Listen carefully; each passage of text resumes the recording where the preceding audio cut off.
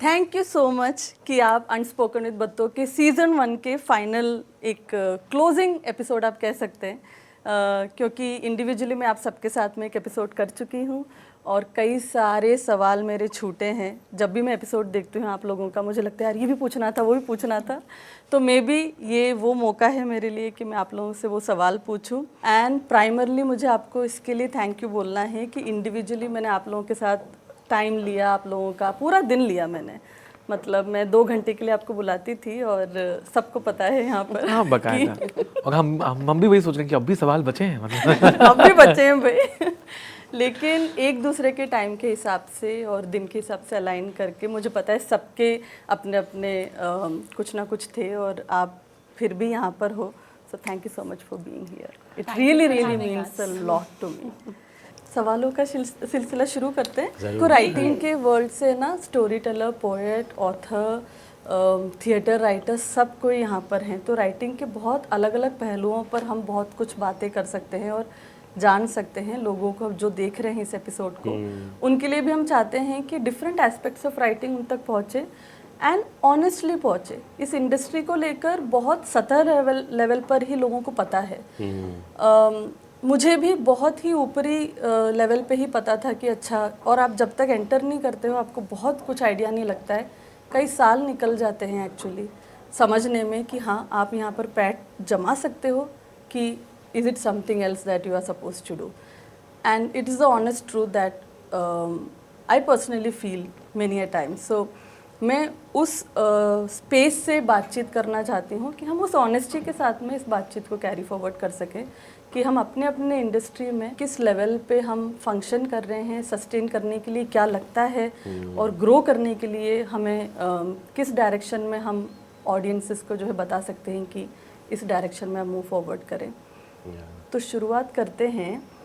आप सब आज के दौर में तो राइटर्स हैं, बट बचपन में वो कौन सा टाइम था जब आपने पहली बार राइटिंग अपनी लाइफ में एक्सपीरियंस की किसी भी फॉर्म में, कि इसके कारण मुझे ये याद है कि ये एक रीज़न था why I am a writer today, और ये रीज़न था why I got interested into writing. एकदम ही ऐसे सोच में डाल दिया मुझे तो यार। क्योंकि ऐसे बहुत सारी चीज़ें आप ना किसी एक चीज़ को ऐसे पिन पॉइंट नहीं कर सकते। किसी एक ने आपको इन्फ्लुएंस किया है, किसी एक की वजह से आप कलम उठा लिए, और किसी कोई एक चीज़ लिख के आपको लगा कि अरे यार ये तो सच में साला राइटर है हम लोग। तो वैसे आता नहीं है, मतलब you never become a writer, you just discover you are. तुम्हारी अम्मा को कव्वाली सुनने का बड़ा शौक था, तो वो कैसेट लगा के एकदम बिल्कुल फॉर्म में, जैसे उनको कई बार बताना भी होता था कि उनके पास बड़ा अच्छा म्यूज़िक प्लेयर है। सो वो राइमिंग सुनते सुनते लगता था कि यार बड़ी मस्त चीज़ें आ गई। तो वो कैसे कि जब आप 9वीं 10वीं में जाते हैं तो आपका आईना आपको बता देता है कि तुमको देख के लड़कियाँ मर मिटे, ऐसा कुछ है नहीं तुम्हारे पास, ये तो कुछ नया डेवलप करो। तो मुझे वो राइमिंग कपलेट्स जो है समझ में आ गया। मतलब यार ये तो बड़ा अच्छा है, स्वैग है, तो बढ़िया से बात कर सकते हैं कि घर आए प्यासे को पानी पिला दे, पानी नहीं तो मिरिंडा दिला दे। सो वहाँ से राइमिंग सेंस थी ही, और वो लिखे नहीं। फिर ये वाह भाई वाह वाला एपिसोड आया और तब बैठ के लिखे और अच्छी राइमिंग बन गई। तो इसलिए मैं आज भी अपने आप को ये मानता हूँ कि मैं कभी पोएट होना बहुत इन डेप्थ कॉन्सेप्ट है कि कवि लोग कैसे होते होंगे, वो जितने पढ़े तो वो हिसाब से मैं अपने आप को राइमिंग आर्टिस्ट ही बुलाता हूँ। इसलिए नाम भी राइमिंग दिवाली है कि भाई हम राइमिंग आर्टिस्ट हैं, काफ़ी आवाज़ कलाकार। मतलब जिन लोगों में बैठे उसका उल्टा बोल दो ना। जैसे मैं शुरू में जब किताब आई थी तो हमेशा बोलता था कि मेरे मार्केटिंग वाले दोस्त समझते हैं कि मैं राइटर ठीक ठाक हूँ, और राइटिंग वाले समझते हैं कि अरे राइटिंग तो नहीं कर पाता, मार्केटिंग ही ठीक कर लेता होगा। तो वैसे ही चलता है।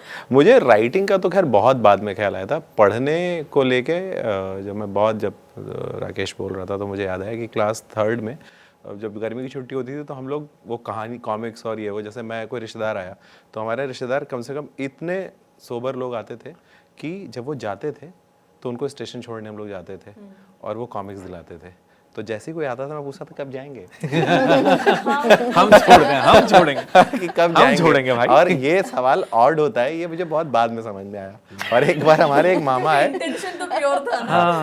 हमारे एक बार मामा ऐसे आए कि वो जैसे उनको क्या होता था कि रोज जाने की बात उनको भी खाली थे वो क्या कर रहे थे। तो जैसे आज गए और ये है कि कल जा रहे हैं मामा, तो ये हुआ कि ऐसे कल कॉमिक्स मिलेगी। अब किसी कारणवश वो एक दिन रुक गए, 2 दिन, वो 1 हफ्ते रुके रहे। तो मैंने फिर उनको तीसरे चौथे दिन बोला, मैंने कहा आप जब भी जाइएगा चलिए कॉमिक्स तो ले आते हैं। कम से कम कोरम पूरा हो। और 9th में एक मंत्र नाम की कहानी थी प्रेमचंद की, और मैं 3rd 4th की छुट्टी तक वो 9th मंत्र पे पहुंच गया, और मंत्र पढ़ के मुझे लगा कि ये तो अलग ही दुनिया है, ये डॉक्टर इसमें जो है, और वो जिस तरीके से वो जो सपेरा है वो इलाज कर रहा है, मैंने कहा ये क्या पढ़ लिया।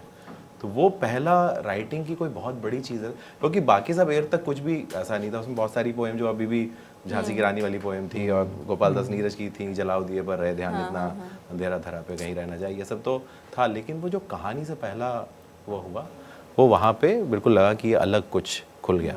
क्लास 3rd 4th तक ये सब अच्छा चलता, लेकिन क्लास 5th की छुट्टी में ऐसे ही मैंने लेडी चैटरली का प्रेमी पढ़ ली। तो मेरे लिए अब एकदम से मैं 18 साल का हो गया एकदम से 18 साल का। कि वो लगा, और हो यहाँ से सकता हो है गया घर पे समझ किसी की किताब होगी वो पढ़ी हुई, मुझे नहीं मालूम कैसे वो पढ़ी, और बाद में तो खैर मैंने उसका प्रीक्वल भी खरीदा और वो सब कुछ। लेकिन वो उस किताब ने लगा कि ये भी एक इमोशन है इस धरती पे। और क्लास 5th 6th के बच्चे, या जो समझने की मेरी हद से बाहर था वो, लेकिन ये लगा कि ये एक ऐसी किताब है जो मैं सब कुछ छोड़ के चुपके से आके पढ़ने की कोशिश करूँ। मुझे वो किसी चीज़ के लिए नहीं फील हुआ था, कि मैच के लिए नहीं, टीवी के लिए नहीं, तब केबल टीवी शुरू हो चुके थे। मुझे लगा कि यार मैं बस ये जल्दी से ख़त्म हो जाए, बार बार पलट के पीछे से वो देखता था, अरे 100 पन्ने बचे हैं कि 50 हुए। तो वो उसने बिल्कुल मेरे को अंदर ले लिया। तो आई थिंक बाद में भी मैं भी कोशिश यही करता हूँ कि जो मुझे क्लास 5th के उस बच्चे को फील हुआ था, जब मेरी भी किताब कोई पढ़े तो ऐसे हो कि जब तक ख़त्म ना कर ले उसको बेचैनी होती रहे, वो तड़पता रहे। भले वो सस्पेंस थ्रिलर है या नहीं है, उससे फ़र्क नहीं पड़ता, वो लव स्टोरी में भी आप कर सकते हैं। लेकिन ये लगता है कि बस भाई वो क्लास 5th का बच्चा हो जाए जो पढ़ रहा है। क्या था भैया उस कहानी में? अब ऐसे कैसे बताएं? 4 कैमरे लगे हैं, और पढ़ने का ये तो फायदा है कि आप बता नहीं सकते। हाँ ये बात नहीं, चेहरे पे गहरी बात है, आप नहीं बता। चेहरे पे दिख तो गया। वैसे मुझे लगता है कि जो आप छुप छुप के करते हो वो आपका रियल पैशन, कि आप टाइम निकाल ही लेते हो उस चीज के लिए। और वो किताब बैंड थी, वो स्टेशन पे भी लोग उस समय जो किताब दुकानदार थे ना, वो जिल लगा के किताब देते थे। उस समय बड़ा ट्रेडिशन था, वो अखबार लगा के देते थे। इनफैक्ट ये जितनी वो बैन थी, हाँ सेंसर्ड थी, हाँ कि वो नहीं बिक सकती थी। Because it was called indecent. हाँ, सुप्रीम कोर्ट ने बोला था। सुप्रीम कोर्ट वहाँ तक चला गया था। वहाँ तक चला गया था। और वो उसमें लिखा भी रहता था कि ये किताब बैंड है, कि ये इसको किया हुआ है। और ये और बाकी भी कई सारी जासूसी किताबों के जो कि कवर ऐसे होते थे, तो वो लोग अखबार, उनको चूंकि पता था कि फैमिली वाले लोग ही पढ़ रहे हैं इसको, तो वो किताब के दुकानदार इतने वो समझदार होते थे कि तुरंत वो छुपा के, जैसे आजकल जो काली पन्नी में चीजें देते हैं, हाँ, मैं उसी से कंपेयर कर रही हूँ एक्चुअल में इस तो उस समय की काली पन्नी वो थी। अच्छा, तो वो ऐसे था कि वो लगा के ही देते थे। इतने में बात करते करते जब पैसा दे रहे हैं उतने में वो लगा देते थे अखबार। कितने तो मुझे वो supportive। इंट्रीग था। तो वो लिटरेचर को यही लोगों ने आगे बढ़ाया फिर आगे। तो मुझे ये इंट्रीग था काफी। पैशन को सपोर्ट किया। जाने कितनों के। कितने राइटर तैयार हो गए पढ़ पढ़ के। नहीं और मुझे लगता है हमेशा पॉपुलर राइटिंग जो इस तरीके की होती है, जो आप उससे बहुत वो ऐसे ही कि एक पुल के इधर बहुत सारे लोग खड़े हैं, हर कोई पार नहीं करेगा, लेकिन उसी के उस पुल के बिना आप जा नहीं सकते आगे, वैसा है। तो वो एक नया रास्ता आपके लिए खोलती है धीरे धीरे। और ऐसा भी होता है कि जो विधा या जो साहित्य पढ़ के आप इंस्पायर हुए हैं, ये तय नहीं कि आप वही लिखें या वैसा ही लिखें, पर आपको दिशा मिल जाती है। लाइक मैंने लास्ट टाइम भी कहा था कि जिस तरह का थिएटर देख के मैं थिएटर करने को इंस्पायर हुआ, वैसा थिएटर मैंने आज तक नहीं किया। मैंने थिएटर बहुत अलग किया, लेकिन मुझे इंस्पायर किसी और तरह के थिएटर ने इस विधा को पकड़ने के लिए किया। और जहाँ तक राइटिंग की बात है, तो हमारे घर का तो माहौल ही ऐसा है, जो किसी भी उस घर का होगा जहाँ माता पिता यूपी से या एमपी से आते हैं, कि हर चीज़ के लिए गीत है। मम्मी रोटी बेल रही है और गीत गा रही हैं, है ना, हमारी मालिश कर रही हैं और गीत गा रही हैं। तीज का, त्योहार का, एकादशी का, दूज का, बाहर त्योहार तो छोड़ ही दीजिए, होली दिवाली छोड़ ही दीजिए, रोज़ के भी गीत हैं। बुहारी लगा रही हैं तो गीत गा रही हैं। तो हम गीत सुनते सुनते बड़े हुए हैं। और जब नानी के यहाँ जाते थे तो मुझे तो याद नहीं, पर बताते हैं कि मैं ऐसे सबको इकट्ठा करके बैठ जाता था और जो भी मन में बातें आ रही हैं वो सुनाता था। जो कॉन्शियस मेरी याददाश्त में, if my memory serves me well, जो याददाश्त में वो ये है कि सबसे पहले होता था कि अब नानी के यहाँ जा रहे हैं, फिर सब बिठाएंगे, कुछ सुनाओ, तो हम कुछ अपना सुनाएंगे यार, किसी और का नहीं सुनाएंगे। तो उस time the only writing wisdom that I had was कि कोई जो उस समय पॉपुलर गीत चल रहा है उसको सुन लो, उसकी तर्ज पकड़ लो, उसका धुन पकड़ लो, उस पर अपने शब्द डाल दो। ये तो शब्द ही मालूम था पैरोडी, तो बाद में समझ आया। तो अब जैसे मुझे अभी आपने पूछा तो याद आ रहा, उस टाइम एक गाना था अजय देवगन का, तू मेरे मन की मैना होती, मैं तेरे मन का तोता, एक जगह पे उड़ते बहुत ही दोनों, path-breaking गाना था। डरना किसी का होता। तो अद्भुत मुझे- lyrics थे उसके। मुझे आज तक याद है कि इस पर मैंने ऐसा गाना गाया था, नवरात्रों के टाइम गए थे नानी के यहाँ, तू मेरी अम्बे माता होती, मैं तेरा बेटा होता, मंदिर में दोनों पूजा करते, फिर भंडारा होता, ऐसा भंडारा होता। तो ऐसा कुछ करके, तो ये पहली याददाश्त है राइटिंग की कि गीत सुनो उन पे, क्योंकि घर में बहुत माहौल भजनों वगैरह का था तो भजन गा दिए जाते थे। लेकिन ये बहुत जल्दी समझ आ गया था कि मुझे अपनी राइटिंग को सामने देखने की जो आतुरता है वो बहुत प्रबल है, कि जो चरित्र लिख दिया या जो संवाद लिख दिया वो अपने सामने देखने की जो एक इच्छा है।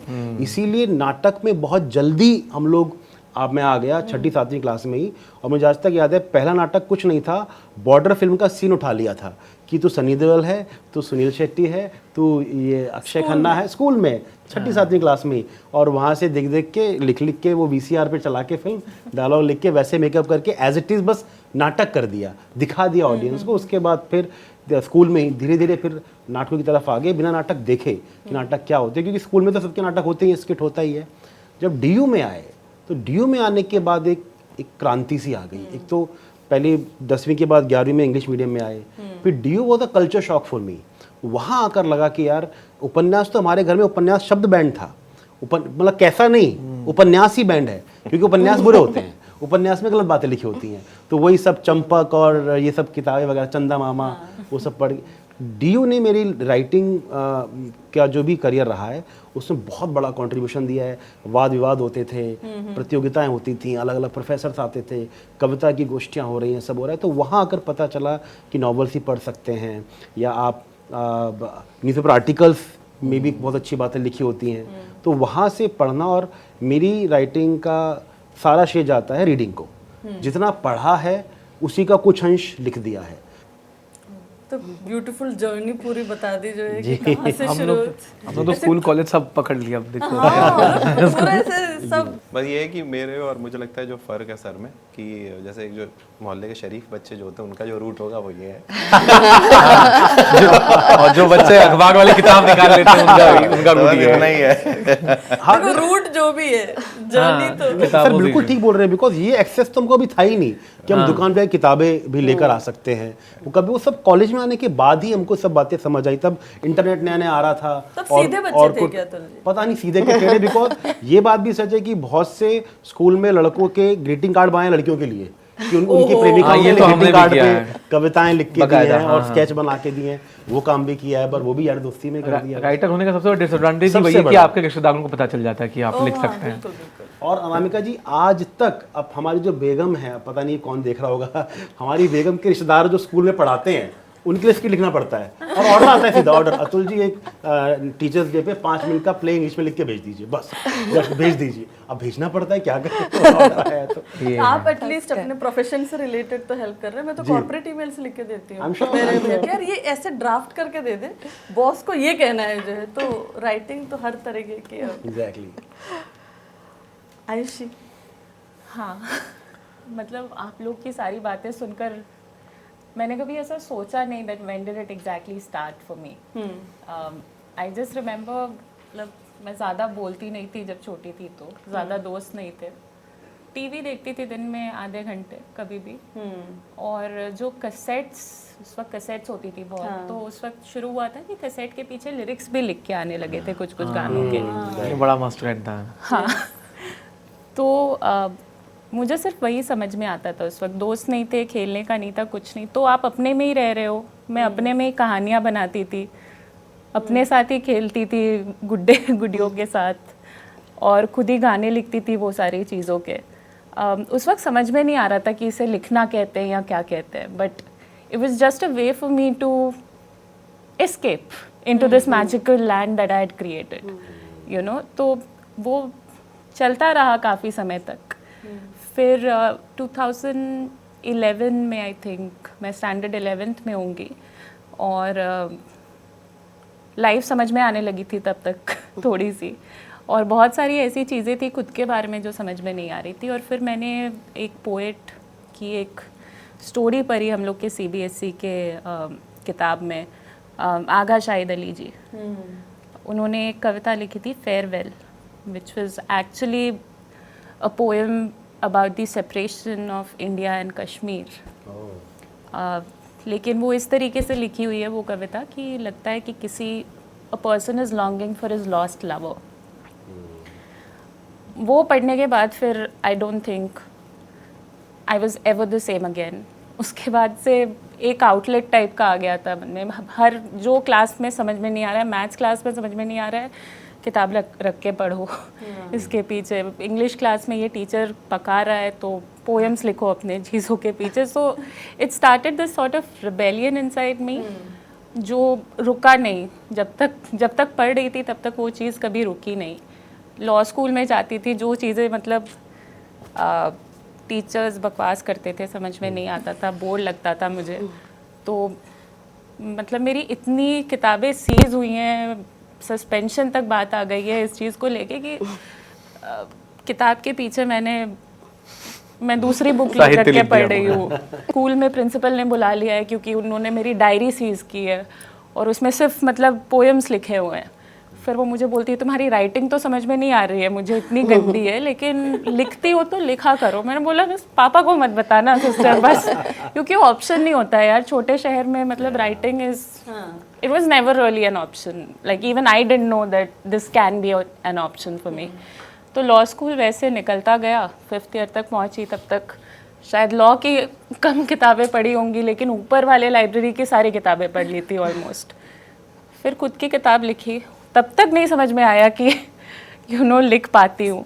फिर आई थिंक जब फाइनली जब वो बुक आई बाहर, लोग पढ़ने लगे, एक कम्युनिटी टाइप की बनने लगी उस चीज़ की वजह से, तब समझ में आया कि अच्छा ठीक है शायद लिख सकते हैं हम भी थोड़ा सा तो वो कॉन्फिडेंस आया. फिर बॉम्बे आने के बाद आई स्टार्टेड वर्किंग यहाँ पर, तो फिर वो धीरे धीरे कॉन्फिडेंस आया. अभी भी लगता है कभी कभी कि लिख पा रहे हैं या खुद के दिमाग की उपज है ये सब. But I think writing is just being curious all the time about what's education about to system ने हैपन. काफी सपोर्ट किया आपको. कॉन्स्टेंटली सारे वाहियात टीचर्स में. हाँ यार, बट एजुकेशन सिस्टम ने डेफिनेटली सपोर्ट किया. मतलब लॉ स्कूल में इवन दो करना नहीं था वो, लेकिन जो टेढ़े मेरे केसेस आ रहे थे वो भी डिटेक्टिव टाइप के लगते थे सुन करके, क्योंकि उस चीज़ में तो इंटरेस्ट नहीं आ रहा था ना ऑब्वियसली. दिमाग तो कहानियाँ ही बना रहा था हर वक्त. तो थिंक यही है. Can't really track it. But मेरे लिए ये सवाल इज लाइक द वर्स्ट सवाल फॉर मी लिटरली. मतलब मैं बैठ के एनवी कर रही हूँ कि आपको इंट्रोडक्शन मिला किताबों से, लिखने से, साहित्य से, गानों से, कव्वाली से, हर एक चीज़ जो आप कह रहे थे. बट मैंने बस लिखना मतलब एग्ज़ाम पेपर्स ही लिखे पूरी ज़िंदगी. टॉप करते बस वही था मेरा फोकस, बस उतने में. इनफैक्ट अभी मैंने कुछ दिन पहले ही मेरी बेटी को बोला कि अगर तुझे राइटर बनना है प्लीज़ अभी कुछ लिख, क्योंकि ये सवाल तुझसे पूछा जाएगा तूने पहले लिखना कब शुरू किया. तुम तो जल्दी इसका जवाब होना चाहिए. मेरे लिए it was just 5 years back, literally 5 साल पहले, 5-6 साल पहले. I think 2017 is when I wrote my first story. और मेरा लगाव राइटिंग से हुआ कहानियों की वजह से कि एक कहानी लिखना, किरदार बनना, वो किरदार के अंदर क्या चल रहा है, उनकी ज़िंदगी स्टेज पर बताना जो खुद आके कह नहीं सकते, वहाँ से मेरा लगाव शुरू हुआ. वो इस वजह से भी क्योंकि ज़िंदगी ने ऐसे मकाम पे लाके रख दिया था जहाँ मैं अपनी कहानी नहीं सुना पा रही थी. बहुत कुछ था पर मैं वहाँ थी जहाँ मैं लोगों को बता नहीं पा रही थी कि ये हुआ है बिकॉज ऑफ सम कॉम्प्लिकेशंस. तो मैं अपनी तो नहीं बता सकती, तो चलो किसी और की बताती हूँ. उनकी बताती हूँ जो मुझसे ज़्यादा मुसीबतों से गुजर रहे हैं, चलो उनको ढूंढ के निकालती हूँ. तो वैसे एक्चुअली शुरुआत हुई लिखने की. तो मैं तो कहूँगी कि मेरा बचपन अभी चल रहा है. सो कहानियों के बारे में, लिखने के बारे में मेरा बचपन अभी भी चल रहा है. अभी मैंने पढ़ना शुरू किया है, सुनना शुरू किया है. तो हाँ बस यही है. एक्चुअली मैं इस बात से वैसे भी एग्री करूँगी कि मेरे लिए भी राइटिंग, कोर राइटिंग, वैसे तो लिखते थे कविताएं सब जो है, पर अभी उसी स्टेज पर है कि अब उसको सीरियसली ले रहे हैं कि समझने की कोशिश कर रहे हैं किस डायरेक्शन में ले जाना है. पर जैसे आयुषी ने बोला कि अकेलापन, एस्केपिज्म एंड एवरीथिंग, हम में से कितने लोगों के साथ ये फैक्टर जुड़ा हुआ है? बिकॉज राइटर्स में मैंने मोस्टली देखा है कि राइटिंग और any form of art form starts with trying to find yourself or Definitely expressing me. yourself. Definitely me. I started writing anonymously. अच्छा Yeah, मैंने लिखना शुरू ही किया एनोनिमस तरीके से कि किसी को पता नहीं चलना आप चाहिए नाम कि नहीं लिखती मैं नाम नहीं लिखती थी, कुछ नहीं। फेसबुक पे लिखना शुरू Facebook किया पे, था, मैं उस जमाने की राइटर हूँ बनी हूँ। मैंने ऑर्कुट पे भी लिखा तो वो राइटिंग अलग होती है जो ऑर्कुट के चैट रूम में लिखी जाती है। बट लिटरली ऐसे ही था कि बस लिख के डालना है, कोई तो पढ़ रहा है, अंदर यहाँ से तो निकल रहा है, बस वही बात थी। So, yeah. But on the contrary ये एक सनातन सत्य नहीं है कि भाई अकेलापन कुछ अभाव ही आपको शायर या कवि बनाता है। After a point when you realise कि ये मेरा काम है और मैं इसको पैशनेटली ज़िंदगी भर करना चाहता हूँ, तो फिर आप मोटिवेशन ढूंढ लेते हैं। मैं भीड़ में भी लिख सकता हूँ और अकेलेपन में भी लिख सकता हूँ। ये ज़रूर होता है कि अगर आपकी राइटिंग आपके किसी पिछले दर्द, पिछले अभाव, अकेलेपन से जुड़ जा रही है तो उसमें एक ईमानदारी आ जाती है, बट वो अकेलापन हमेशा उसका सोर्स ही होगा, वो नहीं है। जैसे पीयूष भाई से कई बार पूछा था, पीयूष मिश्रा जी से, कि आपने ये हुस्ना लिखी तो आपने हुस्ना किसको मन में ध्यान, वो डांट देते हैं, अरे भाई ये मेरा काम है, मैं लिख देता हूँ। ऐसा नहीं कि हर बार कोई महबूबा होगी जो मुझे मिली नहीं तभी मैं लिखूंगा, ऐसा नहीं होता है। ये हमारा काम है। अब अगर मैं हर बार अपने अकेलेपन में जाने की कोशिश करूँगा कुछ नया लिखने के लिए, तो या तो उसकी गहराई बढ़ती चली जाएगी, मैं अपने आप को दर्द देता जा रहा हूँ, ये एक दिन वो ख़त्म हो जाएगा, तो मुझे मोटिवेशन ढूंढना पड़ेगा बाहर। तो ये बहुतों के केस में होता है, बहुतों में नहीं भी होता है। तो ये एक यूनिवर्सल लॉ नहीं है। अगर आप एक प्रोफेशनल राइटर हैं तो आपको हर तरह का मूड क्रिएट करना, क्योंकि हर अनुभव मेरे साथ हो चुका हो या मेरे अपनों के साथ हो चुका हो, ये तय नहीं है, क्योंकि दुनिया बहुत बड़ी है, अनुभव बहुत जगह फैले हुए हैं। एज अ राइटर मैं कहाँ से क्या क्या अपने स्टोर रूम में इकट्ठा कर सकता हूँ, और सही समय आने पर, और कई बार बिना स्टोर रूम में सामान होते हुए भी लिखना पड़ता है। अगर मुझे 2050 की कहानी लिखनी है, वो तो पूरी इमेजिनेशन बेस्ड है ना, तो आपकी इमेजिनेशन आपको कितना आगे लेके जा सकती है। तो this is my take on it कि ये सत्य भी है और अर्ध सत्य भी है और संपूर्ण सत्य भी है कि कई बार अकेलापन सोर्स बनता है, कई बार नहीं भी बनता है। It's very individual, very personal. I actually completely agree with आपने जो बोला अभी, क्योंकि जब मैं पोइट्री लिख रही थी बिगिनिंग में, तो आई थिंक उस वक्त लोनलीनेस एंड ये सब कुछ सोर्स था मेरे राइटिंग का।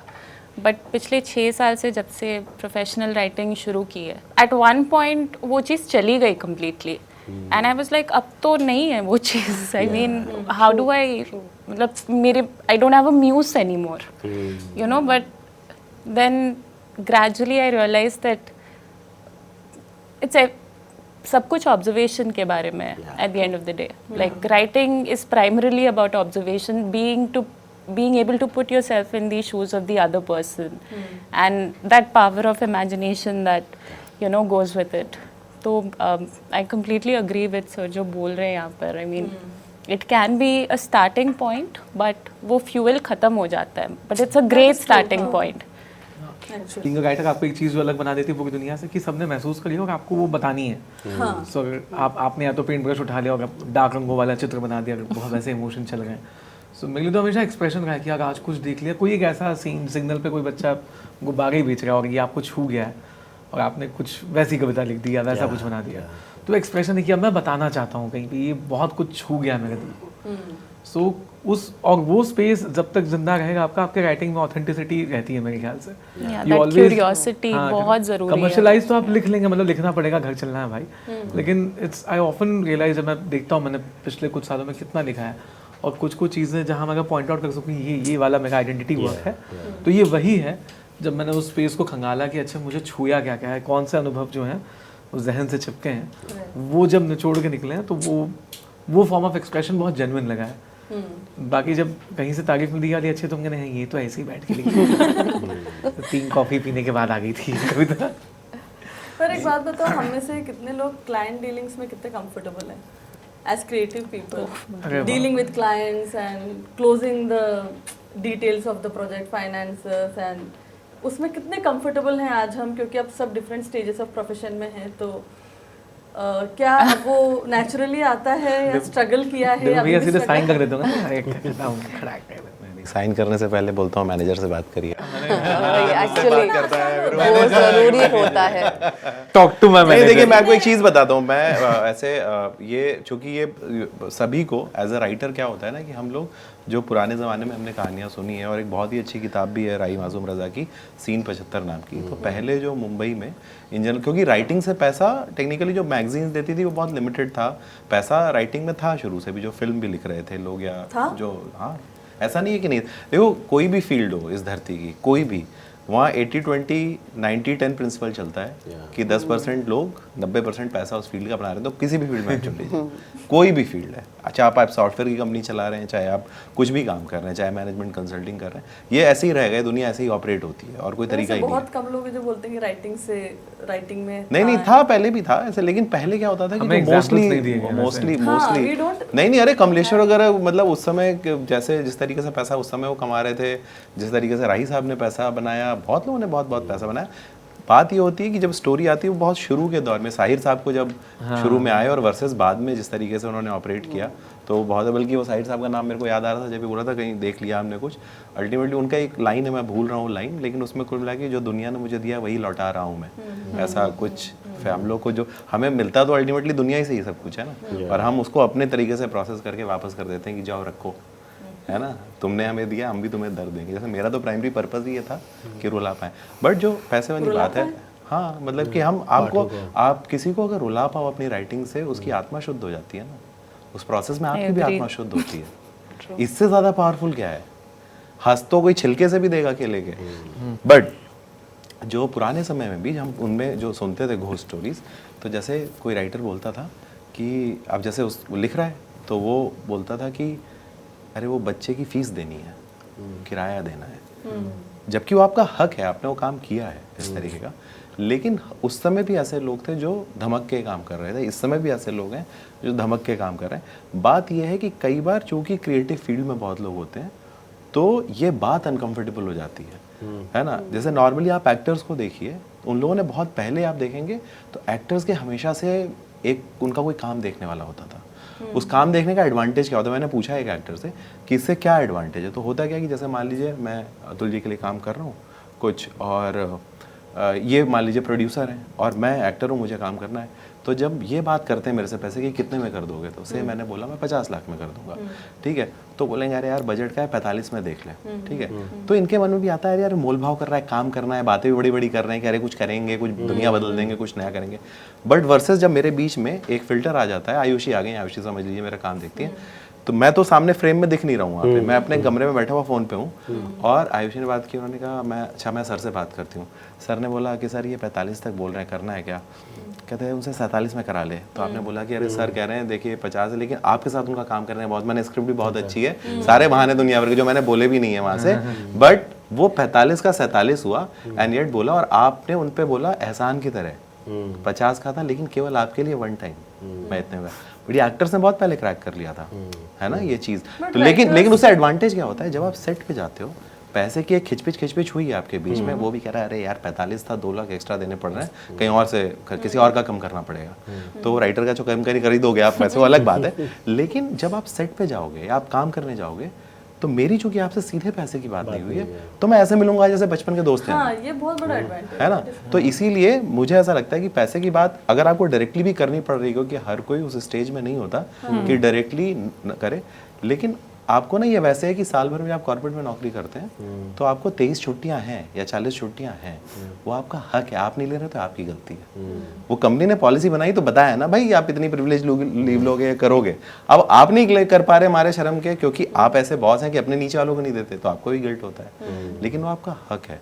तो नॉर्मली पहले मैं बहुत अनकंफर्टेबल होता था, लेकिन हमेशा ना एक हर प्रोजेक्ट को जब आप कर रहे होते तो एक फिगर बना लिया कि जैसे से ये मैं काम 10 लाख में करूंगा, मैं थोड़ा पैसा भी ज्यादा बता रहा हूँ ताकि लगे मतलब 1 लाख में भी मैं 1000 का एग्जांपल ही नहीं दिया आपने। हम सबको जरूरत है कि कोई तो वो भी आयुष ने भी इमेजिन किया कि 2 लाख वही ले ली थी 45-47 रुपए। तो से जैसे 10 लाख का आपने काम है, आपने ये सोचा कि यार मुझे काम करना ही है, ठीक है ना, आपने मन में एक फिगर आप रखिए कि ये 7 में मैं कर दूंगा ये काम, ठीक है। फिर उसके ऊपर या उतना हो गया तो फिर आप शिकायत मत करिए, है ना। लेकिन आप कई बार क्या होता है कि उसमें अरे यार ये करना भी है, ये भी है। देखिए हमेशा काम ना वही करना चाहिए जो आप अगर फ्री में भी करना पड़ता, कुछ लोगों के लिए आप करते हैं वैसे काम, सीखने के लिए काम करते हैं, तो वो तो प्रोजेक्ट अलग हो गया। साल में 4-5 जगह 2-3 काम आप ऐसे करेंगे जो आप पैसे के लिए नहीं करेंगे। आप कुछ लोगों को एडमायर करते हैं और वो जो एडमायर करते हैं और सही में एडमायर करने लायक हैं तो कभी पैसे की दिक्कत नहीं होगी, पहली चीज़। कई लोग ऐसे भी होते हैं जो एडमायर करने वाले होते हैं लेकिन पैसे के नाम पे बोलते हैं मेरे बजट नहीं है, ठीक है, तो वो अलग मुद्दा है। लेकिन फिर भी आप करना चाहते हैं वो काम। लेकिन अगर कोई ऐसा है कि आपने एक फिगर बना ली कि से मेरे को साथ में करना है, तो साथ में करके फिर काम पे ध्यान दीजिए, है ना। लेकिन 7 से नीचे फिर एक फिगर आपको करनी है कि अगर 6,99,000 भी है तो मैं ये नहीं करूंगा चाहे प्रोजेक्ट चला जाए। और फिर एक बार जो चला गया तो अफोर्डेबल चला। है सबके लिए टू टेक दैट कॉल की वो अफोर्डेबल कब होगा? जब आप स्किल अपनी एलिवेट कर देंगे, जब आप स्किल अप करेंगे। वो आपको हनक कब आती है? जब आपको काम आता है। जैसे मुझे याद है मैं यहीं पे टहल रहा था, आज से 8-9 साल पहले की बात है। इधर मेरे को डर लगता है इधर अंधेरी वेस्ट की तरफ आने में, क्योंकि इतनी फिल्में बनती हैं यहाँ पे, लगता है कि अरे बाप रे हमें ही नहीं मिल रहा कुछ। तो है ना, इतना तो सब हो रहा है, सब तो है। हर कैफे की टेबल पे तो कह रहे हैं अरे विशाल भाई से बात हो गई, इनसे हो गया, वो हो गया, दुनिया भर का। अरे वो मिले थे, उन्होंने बोला था और फलाने एक्टर ने बोला, वो तो मेरे साथ रूममेट था, वो तो मेरे साथ, ऐसा चलता है। उस 10% में हम क्यों नहीं है? फिर आप ये भी देखते हो कि अरे वो जो लोग रील पार्टी में वो कर रहे हैं, रील अपडेट, हम इस पार्टी में कब जाएंगे। वो हमेशा यहाँ पे ना एक अलग किस्म का एक कास्ट सिस्टम है, वो है। और वो हर फील्ड में, ऐसा नहीं है कि ये सबको फील होता है वो है 100% है ये। लाइक वो मैं मेरे लिए एक्चुअली बहुत ये आई थिंक मैंने आपसे पूछा था ये सवाल। अभी आप बॉम्बे आई हैं तो अभी तो आपको समय कहाँ हुआ है, आपको फील होगा आपको। नहीं और वो एग्जैक्ट वो एक्चुअली वो कास्ट सिस्टम मैंने थोड़ा रफ वर्ड भी बोल दिया। क्या होता है कई लोग कुछ लोगों के साथ कंफर्टेबल तो उन्हीं के साथ वो पार्टी करते हैं, ग्रुपिज्म टाइप ग्रुप और ऐसा चीज है। तो वो आपने जैसे उसमें है कि इस स्पेस में आप काम कर पाएंगे, आप नहीं कर पाएंगे। इम्पॉर्टेंट बात ये हो जाती है कि आप जब वो ब्रेक करना चाहते हैं तो उसमें हमेशा आपके मन में चलता है यार प्रोजेक्ट चला ना जाए हाथ से। हाँ ये सबसे बड़ा, ये भी चला गया तो क्या, ये भी देखिए, ये बड़ा उसका क्या यूटोपियन। तो आई थिंक वो ट्रस्ट करना कि आप छोड़ दो तो फिर छोड़ दो। नहीं, इनकी बात से मुझे याद आता है हमारे दोस्त हैं अवतार गिल, बड़े एक्टर हैं, सब जानते हैं। वो हमेशा हमको बोलते हैं कि अतुल भाई इस इंडस्ट्री में आप किस काम को हाँ बोल रहे हो उसकी वैल्यू नहीं है, आपने कितने बड़े काम को मना कर दिया, इससे आपकी इंडस्ट्री में वैल्यू तय होती है कि उसने उसकी फिल्म छोड़ दी। और जो आपका सवाल है ना अनामिका जी कि आप क्लाइंट डीलिंग में कितने कंफर्टेबल हैं, वो कितने कंफर्टेबल है या है नहीं, वो सवाल बनता ही नहीं। बिकॉज अगर आप आज के टाइम में हिंदुस्तान में राइटिंग कर रहे हैं, आपको कहीं ना कहीं कॉर्पोरेट काइंड ऑफ पीपल से डील करना ही पड़ेगा, आपको क्लाइंट डीलिंग करनी पड़ेगी।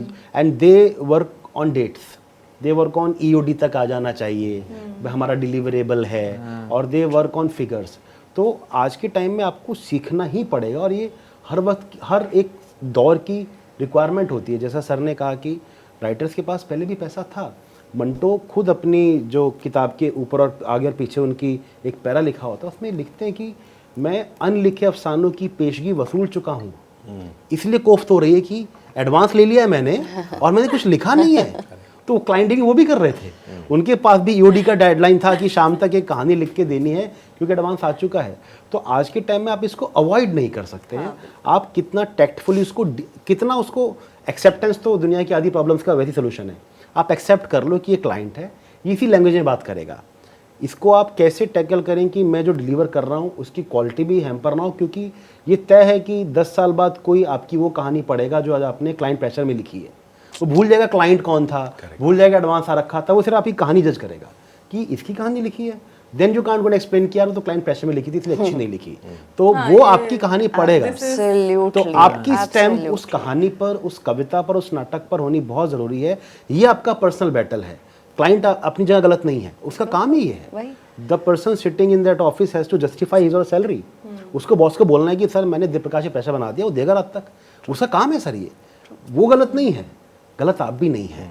उसको अपना काम करना है, आपको अपना काम करना है, अपनी स्टैम्प हर राइटिंग पर छोड़नी है, कर सकते हैं। और सर ने बहुत अच्छी बात बोली कि 10 लाख का काम अगर आपने 6 लाख में अग्री कर लिया है, अब वो साइड हो गया। डिलीवरी 10 लाख की ही होगी, शायद 12 ही करो।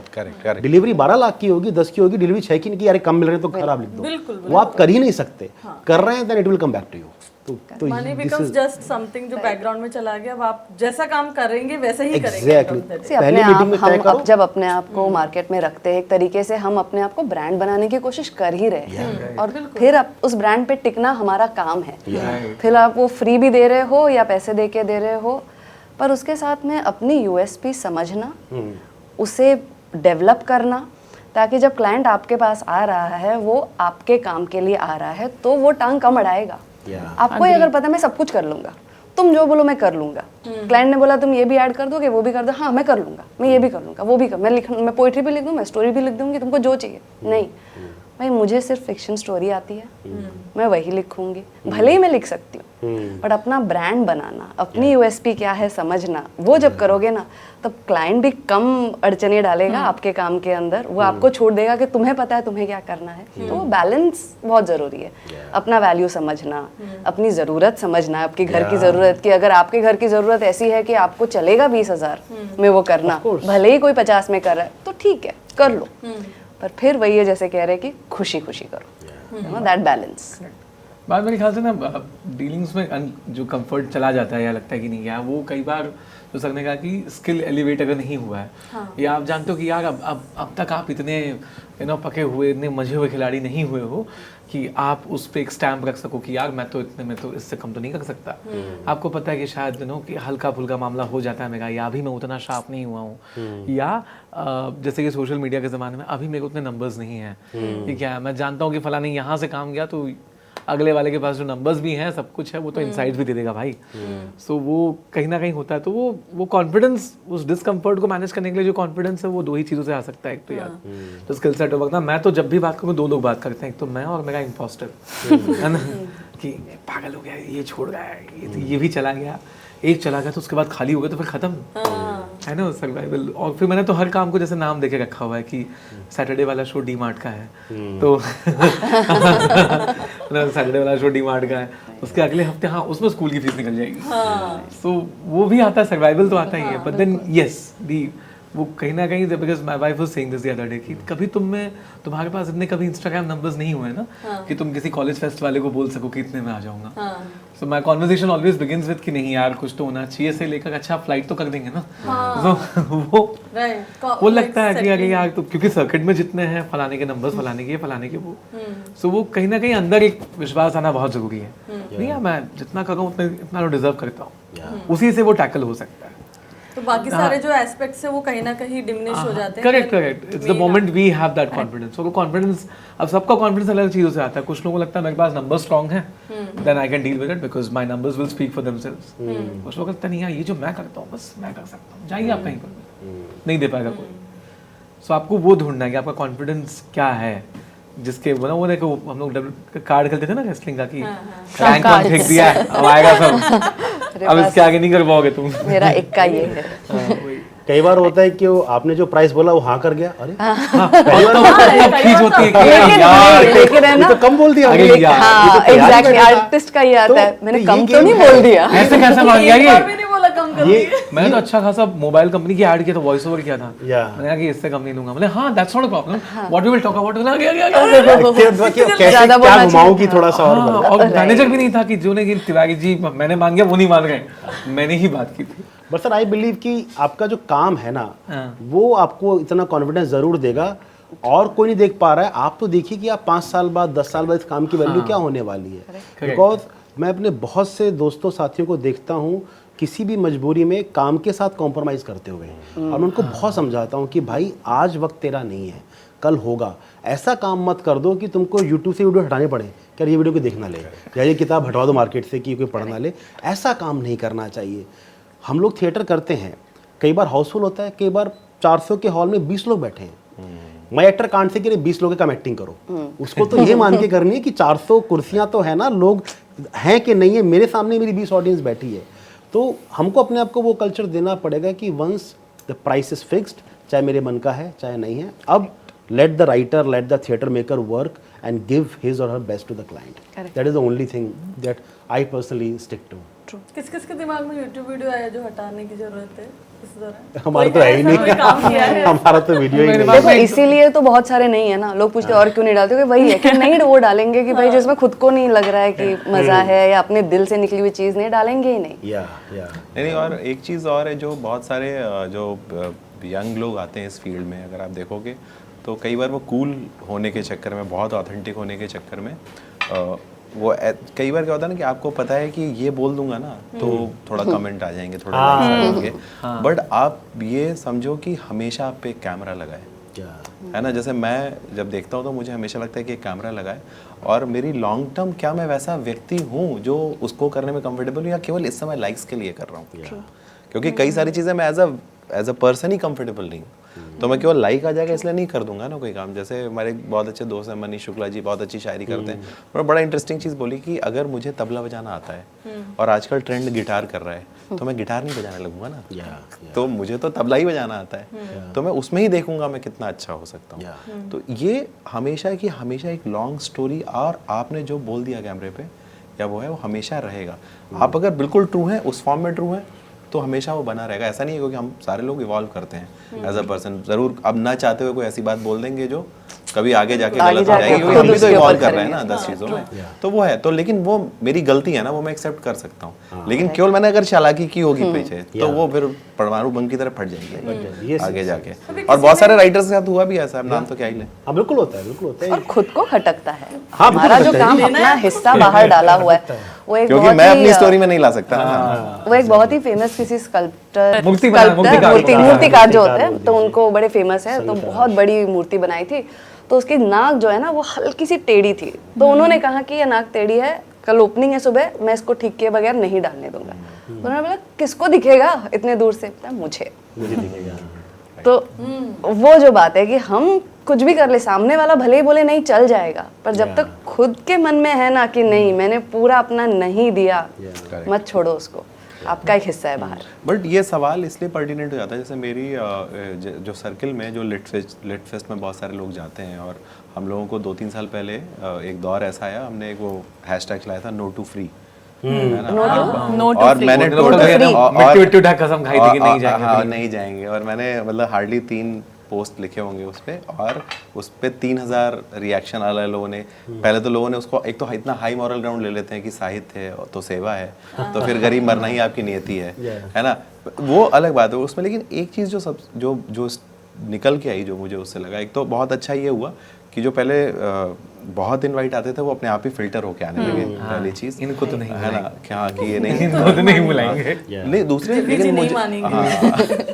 दूसरे उसका एक और जो मैंने देखा कि जो बहुत सारे राइटर्स ऐसे जो मेरे सर्किल में थे, जो बहुत बड़ी बड़ी बातें रोज़ उठा रहे हैं कि दुनिया में ये गलत हो रहा है और ये है, और उस पर 1500 वर्ड लिख दिए और ये करके, बट उनको भी मैं बोलता था कि जैसे बहुत छोटी सी मैं चीज़ बताता हूँ, जैसे एक कोई किताब आने वाली है और आप बहुत अच्छी एडिटिंग कर लेते हैं, मान लीजिए आपको पता है, एक नैक है कि आप एक एडिटोरियल इनपुट दे सकते हैं उसमें, तो आप उसमें 5 दिन लगाओगे, माथा फोड़ोगे, और आपको जो सामने वाला राइटर जो है वो चालाकी से आपसे करवा रहा है, आपके उसमें है, तो वहाँ पे एक थैंक्स लिखेगा आपके लिए, और अरे फलानी दीदी ने बड़ा अच्छा कर दिया और ये वो, तो मुझे लगता है ना कि हमको उसका भी होना चाहिए। ये इंपॉर्टेंट बात है ही नहीं कि वो 5000 है, कितना अमाउंट है ना, आप समय की वैल्यू है ना, वो सारी की सारी। और वही लोग, आप जब दिन भर मुद्दा उठा रहे हो किसी भी चीज़ का, दुनिया में कोई चीज़ गलत हो रही है, तो हम लोग मालूम है जो पैसे की बात कर रहे थे उसमें, वो मुझे मालूम है, और उससे पहले से मेरे को मिल भी रहा था उस स्पेस में, और एक आध बार ऐसा हुआ जब बोला और एकदम से मिल गया, तो अरे इतना भी दे सकते हैं। लेकिन ये लड़ाई इसलिए ज़रूरी हो जाती है कि अभी कोई इस समय क्लास 12th में है, अभी वो हमारी किताबें डिस्कवर कर रहा है, हमारा कंटेंट डिस्कवर कर रहा है, वो जब आए तो उसके लिए एक रास्ता हो, उसको नई कुआं खोदना हो ना, वो दोबारा उसको नई एक पगडंडी बनानी हो। अपनी जिम्मेदारी है ये कि हम वो एक तय कर- आई करें। थिंक सबसे बड़ा तो कॉलेज फेस्टिवल्स के साथ मैं लेकिन कॉलेज फेस्टिवल में तो मैं इमोशनली हो जाता हूँ, मतलब मैं एक तो बच्चे पहले बेचारे कॉल करने हाँ, तो मुझे लगता है, और वो हर कॉलेज का अलग अलग होता है, और मुझे वैसे भी लगता है, लेकिन कई बार क्या है कि बहुत बजट है, जैसे एक आध में कॉलेज का मान कर 1.5 करोड़ बजट होता है उस इवेंट का, और वो कहते हैं लिटरेचर के लिए नहीं है, और वो देते ही हैं, मतलब ऐसा नहीं है कि किसी और को नहीं दे रहे हैं उसमें, वो उस स्पेस में देते हैं। लेकिन मुझे लगता है ना कि फिर भी जैसे आप वो डिसाइड कर लीजिए कि आपको कौन सी 3 जगह जाना है। अभी जैसे मुझे कोई रायपुर में बुलाए और वो शहर मुझे इतना पसंद है कि इरिस्पेक्टिव, क्योंकि मेरे को जाने का इतना लालच है कि वहां पे लगता है इतने दोस्त बन गए यार, वो आप ज्यादा कमा के लौटेंगे, वो कहानियां आप लेके आएंगे। वो ट्रेड ऑफ को आपको करना पड़ेगा कि मुझे किस जगह जाना है और मुझे वहां से क्या मिल रहा है। तो कई बार आप इसलिए भी कई सारी चीज़ें करते हैं, बट वो अपने दिमाग में वो कर लीजिए कि 5 काम मुझे ऐसे करने हैं, 4 ऐसे करने हैं और 4 ऐसे नहीं करने हैं। भाई अगर किसी को ही नहीं दे रहे हो और वो प्रेस्टिजियस इवेंट है और आपको लगता है कि आप पार्ट होके आपको कुछ मिल सकता है, तो वो भी आपकी कमाई है ना। तो उसको आपको हमेशा पैसे में नहीं असेस करना चाहिए, कई बार ये भी होता है। पर ये अंडरस्टैंडिंग आई थिंक एंड इसमें ये भी होता है ना कि लाइक सर सेड कि ऐसा नहीं कि हम फ्री में शो नहीं करते, हम भी करते हैं फ्री में show, but that is my call. Correct. मैं किसके लिए फ्री, मैंने किसको वो ओहदा दिया है कि जिसके लिए मैं अपने खर्चे पे आके नाटक कर जाऊंगा, ये आप नहीं तय कर सकते। आप नहीं बोल सकते कि थिएटर है, रंगमंच है, यहाँ तो पैसा नहीं है, क्योंकि हमको दिख रहा है कि जिस मीटिंग में आपने कॉल लिया है कि पैसे नहीं दे पाएंगे, वो मीटिंग हयात में हुई है। आपकी खुद की तो मीटिंग हयात में हो रही है और आप हमको बोल रहे हैं कि इतना बजट नहीं है। तो अलाउ मी टू डिसाइड, क्योंकि व्यक्ति या तो पर्सनल वजह से फ्री में करेगा या प्रोफेशनल वैसे करेगा। प्रोफेशनल लेकिन मेरी ब्रांडिंग हो रही है, एक नई फैमिली में, एक नए कम्युनिटी में मेरा एंट्री हो रहा है, या मेरा दोस्त है, मेरा भाई है, या मुझे उस इंसान से मोहब्बत है, या मुझे उस शहर से मोहब्बत है। तो that liberty should always be with the artist to decide कि किसके लिए फ्री में करना है, किसके लिए नहीं करना। बट प्रॉब्लम वहाँ आती है कि जिस कम्युनिटी का, जैसा दिव्य जी ने बोला कि बहुत से राइटर्स और मुद्दों पर आवाज़ उठाते हैं, इस पर चुप। आपकी अपनी कम्युनिटी आपको सपोर्ट नहीं कर रही है कि इस चीज़ में एक कमर्शियल एंगल भी देखा जा सकता है। लाइक मैंने आपको लास्ट टाइम बताया था कि जब हमने थिएटर करना शुरू किया, दिल्ली में 300 रुपये का टिकट तो बहुत हो गया कि हम आपको 300 रुपये देंगे आपका नाटक देखने के लिए, हम 2 घंटे आपके सामने बैठेंगे और आपको पैसा भी देंगे। तो there is a very very little resistance और effort from the industry to change इट। हमने बहुत बार कोशिश करी कि यार आज के बाद फ्री में नाटक नहीं करेंगे, और हम नहीं करते, लेकिन जब तक मुझे मेरी इंडस्ट्री का सपोर्ट नहीं मिलेगा, बाकी लोग खड़े नहीं हो पाएंगे। आज हम 3000 रुपये का टिकट बेच रहे हैं और लोग ले रहे हैं, खुशी खुशी ले रहे हैं।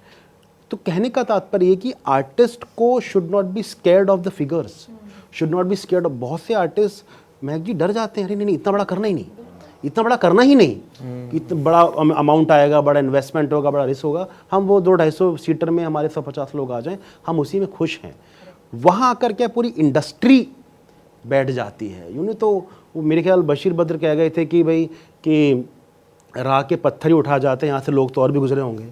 भाई जो गुजर गए पत्थर उठा जाते हैं यार, अब पत्थर हमको उठाने पड़ रहे हैं। तो अगर हमसे पहले जो गुजरे अगर वो पत्थर उठा जाते तो जैसा सर ने बोला कि जो एक 12वीं क्लास का बच्चा आज आपकी किताब पढ़ के, आपके थिएटर देख के इंस्पायर हो रहा है, और अगर 10 साल बाद उसको वही स्ट्रगल करना पड़ रहा है जो आपने किया, तो फिर आप क्या करेंगे? आप क्या करके चले गए? आप तो उसको कुछ तो एक आधा पत्थर उठा के चले जाते। तो वही आर्टिस्ट का स्ट्रगल है, अपने काम पे कॉन्फिडेंस, उसकी कीमत पता होना, और किसके लिए फ्री में करना है नहीं करना, ये कॉल अपने पास रिजर्व रखना। दैट इज द होल मंत्र। और आप देखो ना, मतलब एक लिटरेचर फेस्टिवल या कोई भी आप फेस्टिवल करा रहे हो, आपको एक वो पुल ऑफ करने में, जैसे वो इवेंट में आप कुर्सी बुलाओगे, टेंट लगेगा, सेटअप होगा, वहाँ पे पहले जो आके जो खिला रहा होगा, चाहे वो समोसे दे रहा हो चाहे थाली खिला रहा हो, उसका पैसा लगेगा, इतना।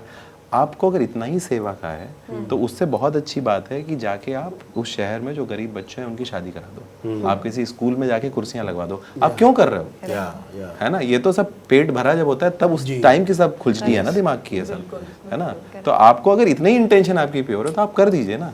आप बताइए हम फ्री में अपना पैसा लगा के आके वहाँ पे 4 चीज कर दें शायद, लेकिन आपका इंटेंशन वो अलग ही गेम है ना, तो वो हमें समझना पड़ेगा कि। और मेरे को यही सर ने बहुत सही बोला कि वो राइट एकदम से चुप, अरे आपका एक व्यू है इजराइल गाजा सब पे, और विच इज़ फेयर, किसी भी टॉपिक पे आपका एक व्यू हो सकता है। ये आप दिन भर वही लिख के अपनी अटेंशन भी कमा रहे हो, तो आपको इस पे करना चाहिए। आपको होता क्या है ना, कई बार कि हमको लगता है कि हम तो फ्लाइट में जाएंगे, 4 स्टोरी डालेंगे, एक होटल में रुकेंगे जिसका शावर बड़ा अच्छा है, उसमें गर्म पानी भी आता है, ठंडा पानी, यही काफी हो गया। उसी में गलती से बाथटब दिख गया तो फिर तो बाहर नहीं आ रहे, है ना, उसी में डुबकी लगा लेंगे भाई। लेकिन ये गिवन है। हुआ क्या, जैसे मैं कॉर्पोरेट से आया ना इस दुनिया में, तो हम असिस्टेंट मैनेजर थे तो भी क्या, तो भी टिकट मिलता था, और हम जाते थे तो एक गिवन था कि ये मिलेगा, क्योंकि आपके ओहदे पे वो गिवन है कि ये मिलेगा ही, आपने अर्न कर लिया है।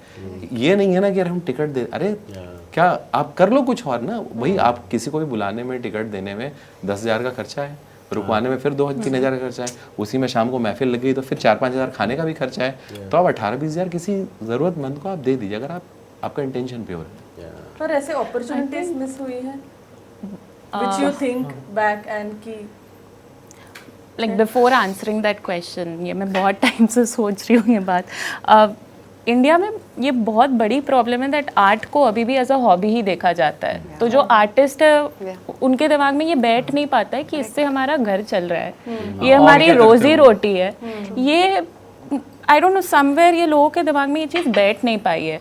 Even when it comes to the industry, जब आप न्यू कमर्स को देखते हैं, न्यू कमर राइटर्स को देखते हैं जिन्हें ब्रेक चाहिए या कुछ चाहिए, उन्हें बहुत प्यार से फैमिली का पार्ट फील कराया जाता है पहले, फिर बोला जाता है अरे बेटा तुम्हें चांस मिल रहा है यहाँ पर, फिर अरे सर चेक क्लियर कर दीजिए, अरे नहीं वो तो नहीं हो पाएगा अभी, बस 1 महीने में क्लियर करते हैं। ये चीज़ होते रहती है। एंड मुझे ये 6 साल बाद समझ में आया कि जब तक हम लोग खुद के आर्ट की वैल्यू नहीं करेंगे, जब तक हम कॉन्फिडेंट नहीं होंगे इस चीज़ में कि हाँ मैं ये जो भी लिख रही हूँ, ये 10 पेज लिख रही हूँ, इसकी इतनी वैल्यू है, ये कोई इंसान नहीं कर सकता, जो कि यहाँ सब लोगों ने बोला।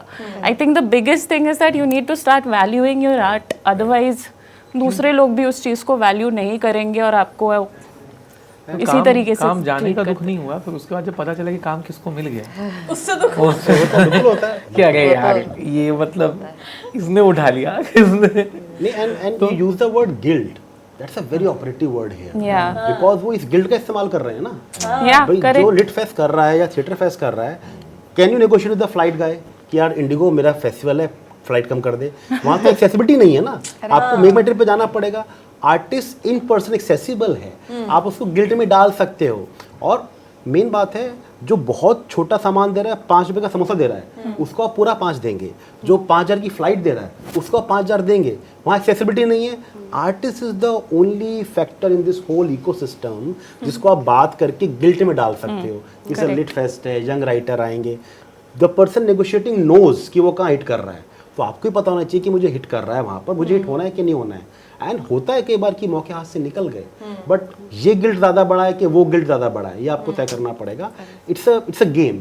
कुछ पत्ते काम करें, कुछ पत्ते काम नहीं करेंगे। आपको शायद लगेगा अरे यार मैं चला ही जाता, फ्लाइट तो दे रहा था, होटल तो दे रहा था, लेकिन बी प्रिपेयर्ड कि फिर वो 10 लोग को बताएगा अरे अतुल तो फ्री में आया था मेरे पास, मैंने तो फ्लाइट दी, होटल दिया, भागा भागा आया। बी प्रिपेयर्ड फॉर दैट, क्योंकि इंडस्ट्री बहुत छोटी होती है। नॉन पेमेंट रेस्पेक्ट से ओवर कॉम्पेंसेट की जाती है आई डिडंट गेट यू कि पैसे नहीं दिए हैं बट रेस्पेक्ट इतना दिया है कि वो रेयरली दिखता है हमको तो ये, क्योंकि जहाँ डिसरिस्पेक्ट बहुत once दिखता है। in blue moon डिसरिस्पेक्ट, होता है। आर्टिस्ट को डिसरिस्पेक्ट करना, बहुत, she is right, एक बार she is हाँ कह दिया ना, बदल जाते हैं। 100% हाँ I बोलने agree. तक whole game आपके changes. तो हम सबसे बड़े फैन हैं, या और हाँ कह दिया ना, तो आप भी एक उसके पंखा बाद हैं। Yeah. उसके बाद अगर आप कहोगे कि इतने के बदले इतने कर दो, फ्री में थोड़ी ना करा रहे, या ये तक लाइन सुनने पड़ती है।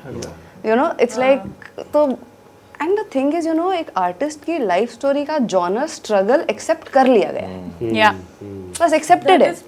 तो इसके वजह से कोई आपसे ऐसे बात भी करे, कुछ भी नहीं, पर करे, ये हुआ है कई बार सब कि ओके जहाँ होता है। पैसा ना मिले वहाँ रिस्पेक्ट। वो अब आपको ये भी जज करना पड़ेगा कि ये कौन लोग हैं जो आपको बुला रहे हैं, कि सच में क्या ये वो लोग हैं जिनको वो जान पता करके देखे फेक है। जेन्युइनली इनसे नहीं हो पा रहा है, तब ये बुला रहे हैं। जैसे कि हम एक शहर था, श्री गंगानगर शहर था, तो वो लोग अखबार चलाते थे, तो उन्होंने कहा था कि अरे राकेश जी आप आइए, हमारा बड़ा मन है, हमने आपकी फलानी कविता सुनी, और उन्होंने चाह रहे थे कि कुमार विश्वास आए, उन्होंने कोई आ नहीं पाया बिना बजट के।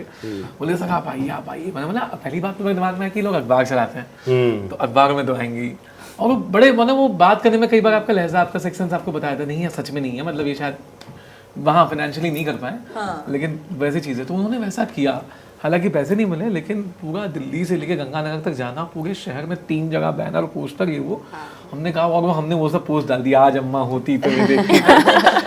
वहाँ के लोकल केबल न्यूज़ चैनल पे ऐसे बीच बीच में हमारी कविताओं क्लिप्स दौड़ रही हैं कि उनको भी नहीं पता, सस्ते को महंगा बना के बेचा उन्होंने। लेकिन वो मैंने 2-4 जगह अनुभव किया, लेकिन आपको देखना पड़ेगा कि कौन लोग हैं। इंदौर में कैफे जिनका शुरू होगा था, इंजीनियरिंग स्टूडेंट्स थे, उन्होंने अपनी एक सैलरी जमा करके हमारा फ्लाइट का अरेंजमेंट किया था कि भैया आप यहाँ आइए, और ये 500 तो सब चीजों से ऊपर हो गया। हाँ 501 का शगुन दिया था उन्होंने, लिटरली मैं लिफाफा लेके आया हूँ 500 और वो पता चल जाता है उनका Correct, वो intention। intention ये आपको जज करना पड़ेगा कि आप, जैसे कि सर ने कहा कि आप किसके लिए कर रहे हैं। और रिस्पेक्ट रिस्पेक्ट ऐसी चीज़ है ना, उसका पैसे से कोई लेना देना नहीं है। Yeah. कोई आपको बहुत बड़ी अमाउंट देने के बाद भी रिस्पेक्ट दे सकता है, कोई आपको She's बिल्कुल right दिए कि बगैर भी they are रिस्पेक्ट, वो your इंसान highest के ऊपर payers डिपेंड and करता still है। give you so much respect. Exactly. So much respect.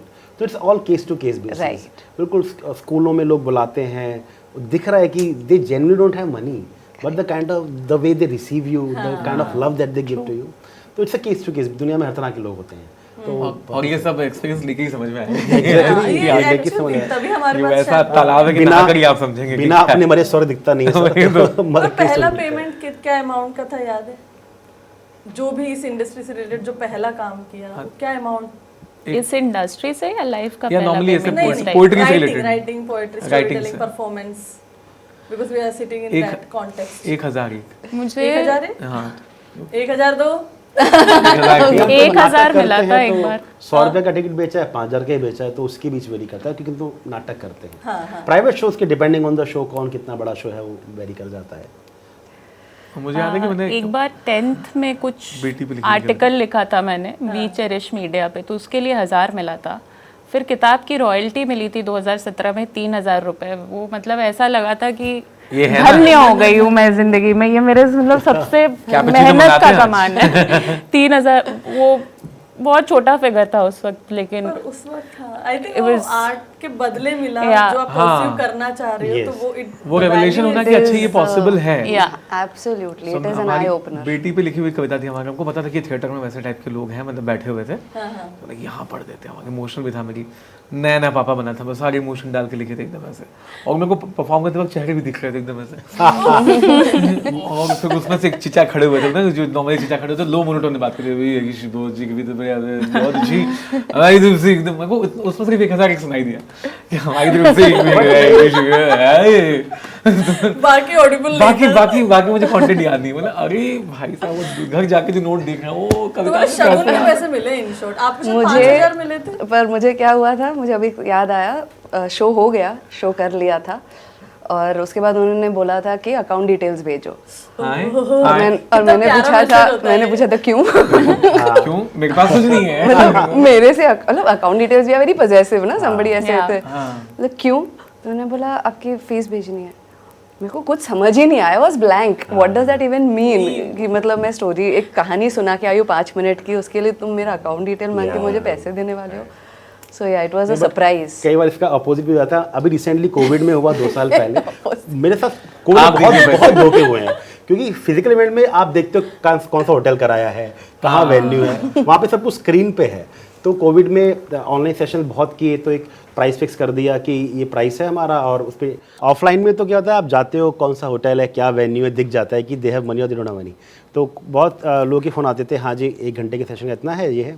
तो बहुत सी विमेन एनजीओज वगैरह के, नथिंग अगेंस्ट विमेन, बट ऐसी एनजीओज के फ़ोन आते थे कि महिला सशक्तिकरण ये है वो है, कोई बजट नहीं है ये। तो उसके लिए लतिका जी ने स्टैंडर्ड रख लिया था कि जो आपको ठीक लगे, हम कुछ बोलेंगे नहीं अपने मुंह से, जो आपको ठीक लगे। तो फिर भी शर्मा 1,50,000 लोग कर ही देते थे।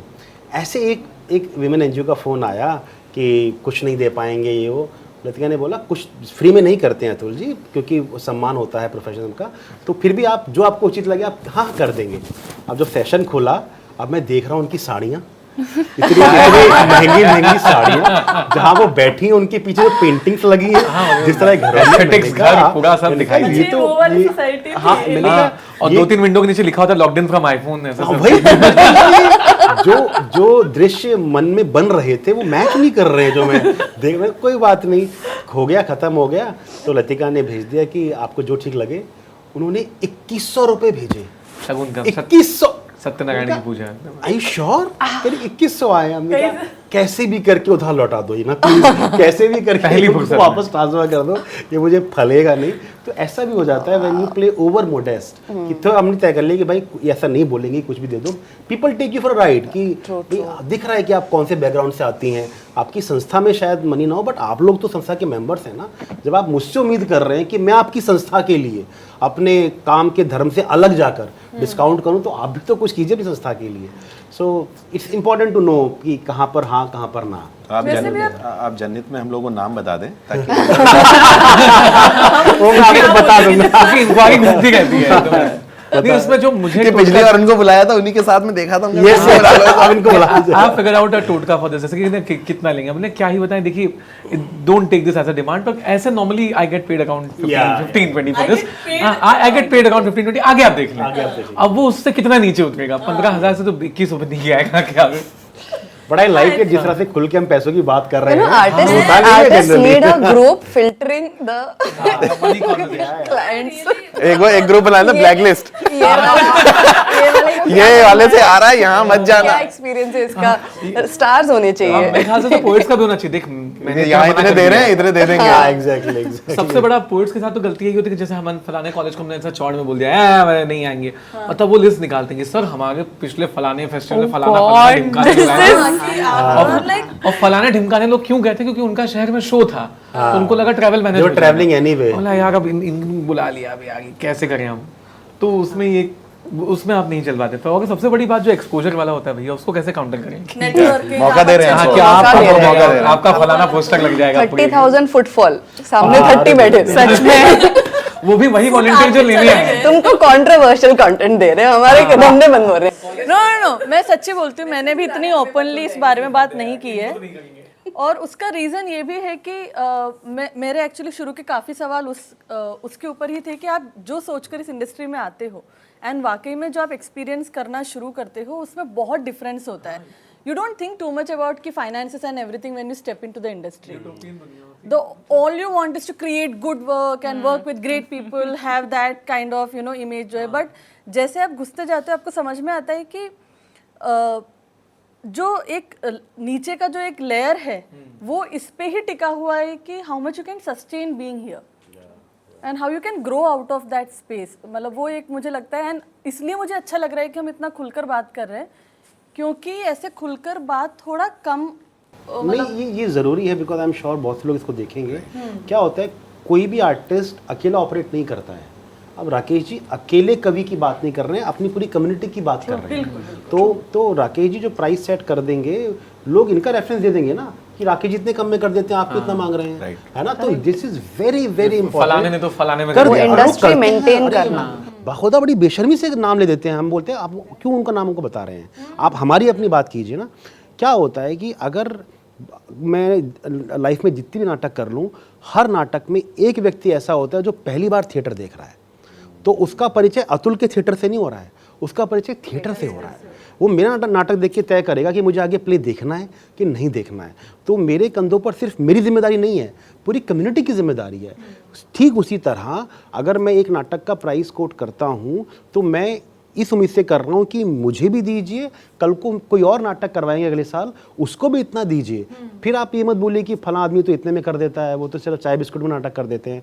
सर उनसे भी मत कराइए प्लीज़, उनको भी आप दीजिए। बिस्कुट में नाटक, हाँ, आप उनको भी दीजिए प्लीज, ये गलत कर रहे हैं आप। हाँ, तो ये हम सबके ऊपर ये जिम्मेदारी है कि हम ऑपरेट कर रहे हैं एज अ कम्युनिटी। इंडिविजुअली आप अपनी शेखी बघाड़ते रहिए, आपने कम्युनिटी के लिए कौन से रास्ते खोले, that is more important. And I think at this level you can afford to create that space, है ना। अभी क्योंकि आपने भी शुरुआत में फ्री में किया है, कम में किया है, बट अब शायद एक नैतिक जिम्मेदारी also moving from community to industry. It's artist community, theatre community, storyteller community, pharmaceutical industry. मतलब क्या है, हम मतलब आप बताओ कितने सस्ते में दवाई मिल सकती है, how come everybody is able to charge high, है ना। Again, artists are not really seen as exactly, हमारा तो रॉ मटेरियल इन्वेस्टमेंट कुछ भी नहीं है, इसीलिए बोलते हैं लोग तो जीरो में कर सकते हैं। That's what it is all happening. तो इंडस्ट्री बनी ही नहीं है।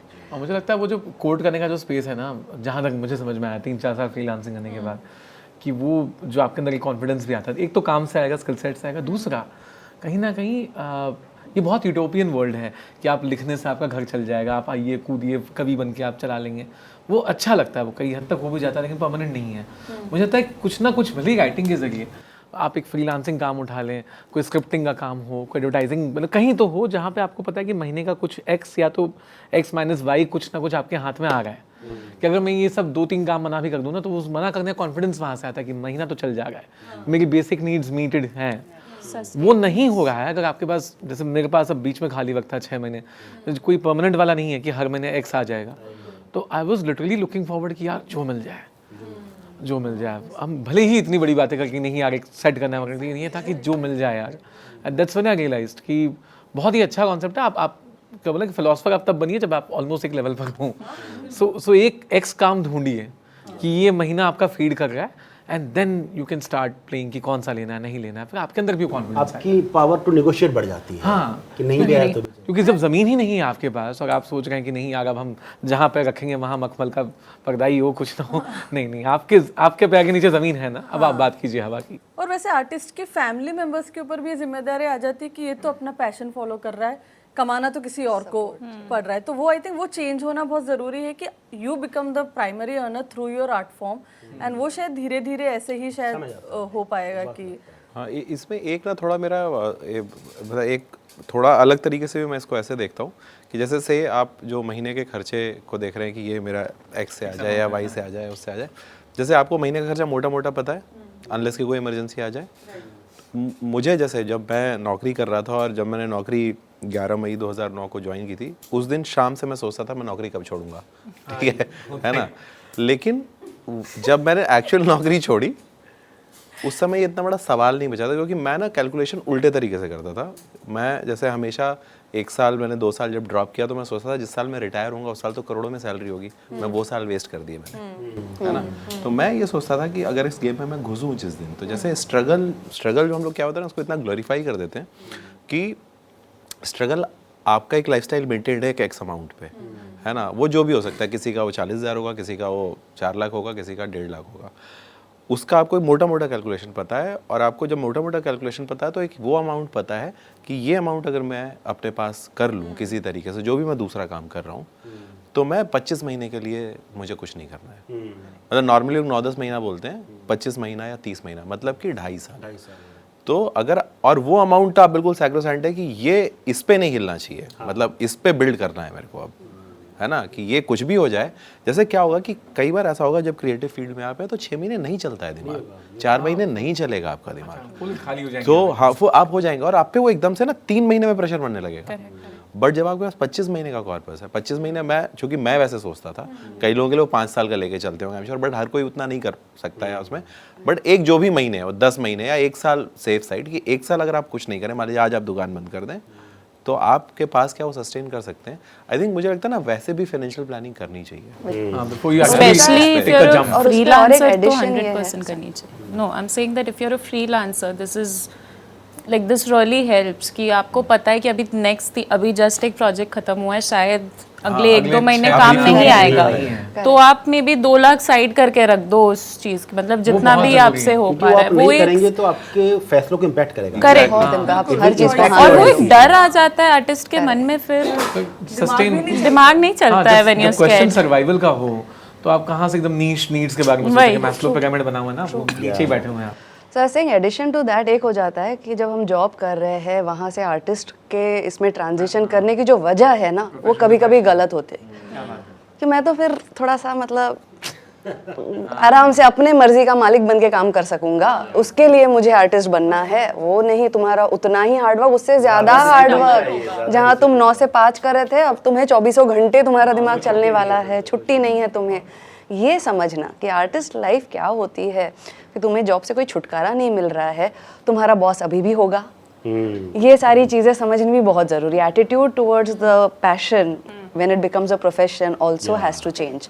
और नहीं समझते हमारे केस में तो अनामिका जी ये चुनौती थी इन माय पर्सनल केस कि मैंने तो कभी जॉब किया ही नहीं। आई नेवर वर्कड, कोई SRCC किया, फिर CA किया, फिर लॉ किया, पर कभी जॉब नहीं किया।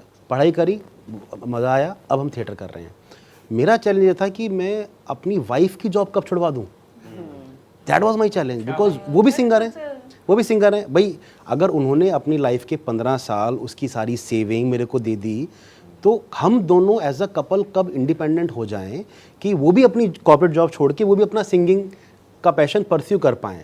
तो यहाँ पे मैं तो बोलता था कि छोड़ दो ना, मेरा चल रहा है आपका भी चल जाएगा। But she is always very meticulous कि जिस दिन मेरी करंट जॉब की 8 महीने की सैलरी अकाउंट में दिखा दोगे, तब मैं स्विच मारूंगी कि अब मैंने भी जॉब छोड़ दी। बहुत कैलकुलेटिव, और कोविड से पहले ऑलमोस्ट हम ये फैसला कर चुके थे, और फिर कोविड आ गया, फिर वो फैसला 2.5 साल डेफर हो गया। Because somebody was in a secured job और लगा नहीं भाई अब ये फैसला, थैंकफुली अब हम ये कर पाए कि इस जनवरी उन्होंने अपनी जॉब छोड़ दी और अब वो भी अपना 10 दिसंबर को उनका सोलो शो लॉन्च हो रहा है। तो that is as a couple our biggest achievement. कहाँ पे होने वाला? दिल्ली में, फिर 14 जन को बॉम्बे में लॉन्च हो रहा है। हम होंगे। तो yeah of course should be there to celebrate. So as an artist थोड़ा सा टाइम लग जाता है चीज़ें होने में, बिकॉज हमारे पास फिक्स नहीं आ रहा है। But if you are sure, if you are determined और थोड़ा सा प्लानिंग लगा दें तो थिंग्स डू Sustainable वर्क होगा। Out. But I think this conversation will help जो देख रहे हैं Lot of कि people, yeah. थोड़ी Fully. जो फाइनेंशियल प्लानिंग बोली ना, ये आर्टिस्ट के दिमाग में टर्म अभी आया ही नहीं है। नहीं वो करना पड़ेगा, वो हम लोग बहुत अच्छी एकदम फैंटेसी दुनिया बना के बैठते हैं कि सब And लोग then the हाँ, point is, it is possible. It is very much That's another. It's not about the struggle we are talking. We are talking about the possibility Possibility, here. ये है, ये If हो you रहा do है। this, it's going to be easy. You will be able to do it. You will be able to sustain it. You will not go through those low phases and all of that. We are talking about hope here. Just like how secure you feel in a job or something. Yeah, exactly. नहीं, और कई बार आपको आसपास का माहौल ऐसा होता है, जैसे मैं शुरू से चक्कर में था तो मैं सोचता था कब छूटेगी, कब छोड़ तो पाएंगे, बहुत calculated, कब छोड़ पाएंगे। तो मैंने तो छुट्टियां इतनी तो हैं और ऐसा करे। मैं अभी भी वैसे ही ऑपरेट करता हूँ जैसे मैं फुल टाइम बिल्कुल प्रॉपर जॉब में वैसा, और जैसे मैं संडे कुछ नहीं करता, किसी से नहीं मिलना, किसी से कुछ नहीं, वैसे ही सुबह से शाम तक मतलब कुछ पढ़ना नहीं, इनपुट ही नहीं लेना कोई भी, ऐसा कुछ नहीं, बस परिवार के साथ, घर के साथ भाई आप जिस पूरे सब का मेरा है ही नहीं वो। मतलब ऐसा नहीं, मतलब उस टाइम से उठना वैसे ही। लेकिन जैसे मैंने जब सोचा था जॉब छोड़ने का, तो मेरे पिताजी ने मेरे को बहुत सही चीज़ बोली, कहते बाकी तो देखो तुम जो करना सो करना, 6 महीने तुम हमसे पैसा लो जितना जो तुम्हारा लाइफस्टाइल है, और तुम 6 महीने में जो दुनिया की 100 सबसे अच्छी इस समय की किताब है वो पढ़ो। क्या बात है ना। और मैं इसी चीज़ को ऐसे लिंक करता हूँ, मैंने कोई टेड टॉक देखा था, वो तो उन्होंने मेरे को डांस बार जाने के भी पैसे दिए थे एक समय पे कि जाओ तुम जाओ, हम तो नहीं जा पाए, हमारे पिताजी तो थे नहीं, है सीधा तो नहीं नहीं अच्छा question सीधा लगता तो था ही मैं हमेशा से। इतने सीधे थे कि पिताजी को ये करना पड़ा। तो ऐसा कि भाई कुछ तो एक्सपोजर हो। नहीं उन्होंने शायद, वो मेरी बात तो होती नहीं थी उस समय बहुत ज्यादा, तो जो भी था उनको तो, पता और नहीं मुझे था अभी ना, भी ये याद है कि प्रेमी मैंने पढ़ते थे। 200 रुपए की माजा ही बॉम्बे में तब हुआ करते थे डांस बार, तो 200 रुपए की बियर आती थी और 200 रुपए की माजा मिलती थी उस समय, छोटी वाली। क्या? तो हाँ, तो मैं अरे बियर के अंदर मतलब बार के अंदर हाँ बियर जो डांस बार होते थे रुपए की मौत। मल्टीप्लाई हो 200 जाता है ना रुपए सर वो की। एम्बियंस के साथ। क्योंकि उन लोगों का टारगेट सेगमेंट बाहर था ना, वो माजा वालों को ढूंढ नहीं रहे थे। तो बट वो एक साल इंडिया में ये काम है बहुत एक कागज पत्तर ठीक कर लेते हैं। हाँ, कि पुराने शेयर के पेपर रखे हैं और वो नहीं, आप नहीं कर सकते, तब डीमैट अकाउंट नहीं था कुछ भी, बट वो एक साल आपको मिलेगा। तो उससे 2 फायदे मुझे लगता है होंगे कि एक तो पहले आप रिफ्यूल करेंगे जो आप, क्योंकि हम सारे लोग लिमिटेड लेके आए थे ना अपने शहरों को, जो हम कहानियाँ, जो लोग, हम सारे सम टोटल ऑफ जो लोग और किताबें और जो इनपुट है हमारा वही तो है, घुमा फिरा के। तो वो हम एक तो पहले नया भर पाएंगे, पहली चीज़। और दूसरे ये हम शायद हो सकता है 7 साल एक दिशा में गलत चल रहे थे, वो 1 साल में वो भी मौका दे कि हम हो सकता है दिशा बदल पाए, क्योंकि life is mostly about direction not distance. ये मैं नोट कर रहा हूँ भाई साहब, इसकी गिल कटेगी काटने की एकदम ऐसे। पर ये रिफ्यूल का तरीका क्या है हम सबका? Samosa how do we refuel? Not like बहुत ऐसे By delaying छोटा on वाला deadlines. That's the time you're refueling without knowing. That is the like सबसे टेंस्ड वैसा कि एक्चुअली ये सवाल अच्छा पूछा आपने। ये सवाल आया तो पता चला कि ये तो किया ही नहीं है। हाँ ये पता मैं नहीं समझ कितना सकती अरसा हूँ। हुआ जब अपने आप से बात की कि नहीं है, कुछ नहीं करना, और बस देखना, ऑब्जर्व करना है, लेना है। ये पता नहीं कब हुआ आखिरी कब बार। किया लास्ट? महक आपने कब किया? देखो ना, ये हद है। This is surprising. More than the answer, question answer, it's a revelation. I try to do it quite regularly, क्योंकि मुझे पता है कि मेरा दिमाग नहीं चल पाता है by doing nothing, doing absolutely nothing, just like switching of my phone, सामने कुछ एक कंफर्ट मूवी चलाओ या कुछ सुनो, कोई ऑडियो बुक सुनो, और दिमाग ही मत चलाओ यार। बस एक दिन मतलब कुछ नहीं करना है, किसी को रिप्लाई नहीं देना है, कोई फोन्स नहीं उठाने हैं, एक दिन सिर्फ मेरा दिन है। But that is like week में एक दिन, बट वो भी काफ़ी है यार। अगर मतलब आपको टाइम ही नहीं मिल रहा है बिल्कुल कुछ करने का, तो अगर आप खुद के लिए 1 घंटा भी चुरा लोगे ना दिन से, you will just feel more connected to your self, and that is so important as an artist to be in tune with your own emotions. मतलब व्हेन आई वाज यंगर, मतलब नहीं था ये सब दिमाग में, नहीं उस वक्त जस्ट लगता था गोल है सामने और भागते जाना है उस लाइन की तरफ। अभी I think as I grow older I am realising it's also about like resting, calming down, taking a break, re-evaluating like your needs in life. ये बहुत ज़रूरी हो गया ये बहुत ज़रूरी बात उन्होंने की कि बचपन में जब थे बड़े हो गए थे तो मेरे ख्याल से हम कॉर्पोरेट जॉब जब कर रहे थे तो हमारा जो अब का पैशन है यही हमारा रिफ्यूलिंग था। करेक्ट, हमारी पैशन जॉब से वापस आते थे तो कहीं बस में टाइम मिल गया तो बैठ के 4 लाइनें चेप दी, कविता लिख दी, यही तो था रिफ्यूलिंग, ये अपने आप से कनेक्ट करना। अब यही पैशन बन, अब इसी को जी रहे हैं तो फिगर आउट नहीं कर पाएंगे रिफ्यूलिंग है क्या, क्योंकि जो करना चाहते थे वही तो जी रहे हैं, अब इससे क्या करेंगे। तो यही शायद अंदर भरता है, खाली होता रहता है, और मेरे ख्याल से इसीलिए हमको दिक्कत नहीं होती जिंदगी, मतलब अभी यहाँ इतना समय लग गया, काम मिल गया, नहीं मिल गया, I think yeah, that's हाँ, शायद इसीलिए हम जवाब नहीं दे पा रहे, क्योंकि वही जो हमारा रिफ्यूलिंग था वही अब हमारी कांस्टेंट एनर्जी है लाइफ की। आई थिंक वो काफ़ी मतलब डाइकोटमी है लाइफ की, जब you know passion he profession बन जाता है ना तब। और जब आप लिखने के लिए नौकरी छोड़े आपसे लिखा नहीं जाता, मेरे ये भी बड़ा वो गजब जब चीज़ स्ट्रेस देता है लॉजिक है भी ना नहीं भैया, बैठता ये हुआ आपके साथ नहीं ना, इससे दूर कैसे तो इनको डिसरिगार्ड करते हैं जी। वन लाइक ही सेड कि एक कांस्टेंट रिफ्यूलिंग चल रहा होता है, एक कांस्टेंट हम हर कविता के साथ रिफ्यूल कर रहे हैं कि ये कविता तो लिख दी, कुछ नया लिखते हैं। बट जैसा राकेश जी ने बोला कि जब हम जॉब से पैशन में आ जाते हैं और वो हमारा काम बन जाता है, यहाँ पर I want to make this statement for every artist who is listening कि इस पैशन को भी ना रिविजिट करते रहो। कई बार इंसान अपने पैशन के बोझ के तले दब जाता है कि मैं पूरी दुनिया को बताता रहा मैं तो लेखक हूँ, अब लेखी मुझसे हो नहीं रही है, तो अब मैं कैसे वापस जाऊँ, है ना। अब तो क्योंकि क्या होता है राकेश जी, जब मैं 5 साल का था मेरा बिगेस्ट एम्बिशन था एक चॉकलेट, जब मैं 10 साल का बिगेस्ट एम्बिशन था एक साइकिल, 18 का बिगेस्ट एम्बिशन क्या एक मोबाइल फ़ोन, एक गर्लफ्रेंड, एक बाइक। तो वक्त के साथ हम बदल रहे हैं, वक्त के साथ हमारी सोच और दुनिया बहुत तेज़ी से बदल रही है। तो 18 साल की उम्र में जो सोच मेरी थी वो बदली है जब मैं 25 का हुआ, फिर जब 30 का हुआ, फिर अब जब 35 का हुआ। तो ये सभी आर्टिस्ट जो सुन रहे हैं, पैशन को भी ना बर्डन मत बनने दो। अगर 40-45 साल की उम्र में भी लग गया कि यार गलत पैशन चुन लिया, नहीं हो रहा है, चेंज कर दो, कुछ और ढूंढ लो। बिकॉज मैंने बहुतों के साथ देखा है कि यार अब और क्या कर सकते हैं, कुछ तो आता नहीं, यही किया था, इसमें कुछ कर नहीं पाए, तो अब तो यहीं हमको अपनी उम्र काटनी है। तो ये थोड़ा सा ट्रिकी मामला है पैशन का भी, और पैशन को बहुत फाइनली डिफाइन भी मत कर डालो कि इतनी थिन लाइन मेरा पैशन है। मेरा पैशन स्टोरी टेलिंग है। जब तक मेरे पास पैसे नहीं थे, कम पैसे थे, थिएटर कर रहा था, शायद कल को फिल्में बनाऊं, अब पॉडकास्ट कर रहे हैं, अभी सर से बोल रहा था कि शायद किताबें भी लिखे, मन करता है। तो एक अपने आप के साथ थोड़ा काइंड रहो, बहुत अपने साथ ना स्ट्रिक्ट हो जाते हैं हम लोग, खासकर आर्टिस्ट लोग बहुत इमोशनल होते हैं ना। ठीक है यार, 1 साल नहीं काम मिला, इट डिडंट वर्क। हमारा प्रॉब्लम ये है कि our bad day at work comes to light. जो लोग कंपनीज में काम कर रहे हैं उनका bad day at work doesn't come to light. तो let's be kind to the community as a whole. Passion को, कोई भी चीज़ आपकी आत्मा, आपके ब्रह्म, आपके सनातन सत्य से बड़ी नहीं है, आपका पैशन भी उससे बड़ा नहीं है। जिस दिन सत्य की प्राप्ति हो जाए उसको एक्सेप्ट कर लो, अपना ऑल्टर ईगो अपने पर हावी नहीं होने देना चाहिए।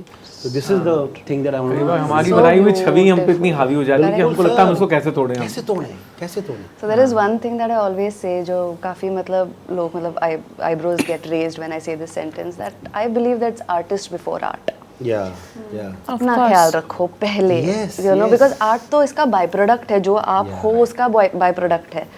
अगर आप अपने आप पे काम नहीं करोगे हर तरीके से, फिजिकली पहले, सबसे पहले तो फिजिकली सबसे पहले वो साइड में चला जाता है। एग्जैक्ट, सबसे पहले फिजिकली, फिर मेंटली, फिर इमोशनली, फिर स्पिरिचुअली, क्रिएटिवली, तो बाय प्रोडक्ट है इन चारों का एक साथ करके। So yeah I totally agree to what you are saying. तो आई थिंक प्रोफेशन ही अपना रिफ्यूल का वो जी। और वो कई बार बहुत रैंडम चीज़ें, जैसे आप जब नई खुरपेच वो चलती रहती है ना, क्योंकि आपको जब रिफ्यूल आप नहीं कर रहे होते हैं ना, तो बेचैनी रहती है अंदर से, वो आपको समझ में आने लगता है कि यार ये करना है, काम में दिखने लगता है। क्योंकि देखिए हाँ, क्योंकि हम लोग जो जैसे एक तो है कि जो पढ़ने लिखने से है या कंटेंट देखने से, वो तो नेचुरल है, वो सबसे ईजी है पार्ट उसमें, है ना। जो अगला लेवल है कि अभी क्या चल रहा है, जैसे मेरे को जो बेचैनी थी, इसीलिए जब मैं वर्कशॉप भी शुरू किया तो मैं कभी ये नहीं देखता कि कौन आने वाला है, मुझे जाके वो रैंडमनेस जो है ना कि वो कौन लोग हैं, और इतने अमेजिंग लोग वहाँ मिलते हैं कि अरे लगता है ये लाइफ का इनका अलग ही हुआ है। तो वो जो 15 लोग होते हैं वो 15 किताबों से मिल रहे होते हैं, आप जीती जागती, और जिनके साथ आप लाइफ लॉन्ग कॉन्वर्सेशन कर सकते हैं, अनलेस कि कोई बिल्कुल ही फॉल्टर कर जाए, है ना। तो और आपको वहाँ से कुछ ना कुछ, जैसे मेरे को ऐसे इतने सही सही लोग मिले हैं उसमें कि जैसे लगता है कि अरे ये नहीं मिले होते अगर वर्कशॉप नहीं की होती मैंने तो क्या होता। तो जैसे मैं भले उस बात के पैसे भी ले रहा हूँ, कर भी रहा हूँ, लेकिन वो मेरे लिए बहुत ज़रूरी हो जाता है कि मैं लोगों से, जैसे अभी इस समय जो 22 साल का है कोई भी यहाँ पे, जो दरभंगा में है, जो पटना में है, वो क्या सोच रहा है लाइफ को लेके, क्योंकि वो तो पैदा ही नेटफ्लिक्स की जनरेशन में हुआ है ना, वो 14 साल से देख रहा है नेटफ्लिक्स, है ना। उसके लिए वो इमोशन नहीं है ना छत पे पतंग काटने वाला, है ना। वो अलग, जैसे हमारे टाइम में तो कोई मुस्कुरा ही दे तो हम तो हफ्ते 10 दिन निकल जाते थे उस मुस्कुराने में, एक बार महीना, है ना। हाँ। तो बात ये कि अब वो क्या सोच रहा है, वो कैसे है, लेकिन क्या उसका दिल धड़क रहा है? हाँ धड़क रहा है, लेकिन अलग तरीके से धड़क रहा है, जो उसका तरीका बदल गया है उसकी बेचैनी का, तो वो रहता है। और वो आप खुद भी इंटरेस्ट फील करते हो कि लोगों से आप मिलो तो मतलब जैसे अभी यहीं पे मतलब ऐसा लग रहा है कि कितनी सारी बातें वो जो है, तो नॉर्मली ये इस तरीके के कॉन्वर्सेशन, जैसे जो मुझे अभी भी भोपाल और लखनऊ जैसे शहरों में जो बहुत अच्छा लगता है कि शाम को लोग बिना काम के मिलते हैं, कोई एजेंडा ही नहीं है।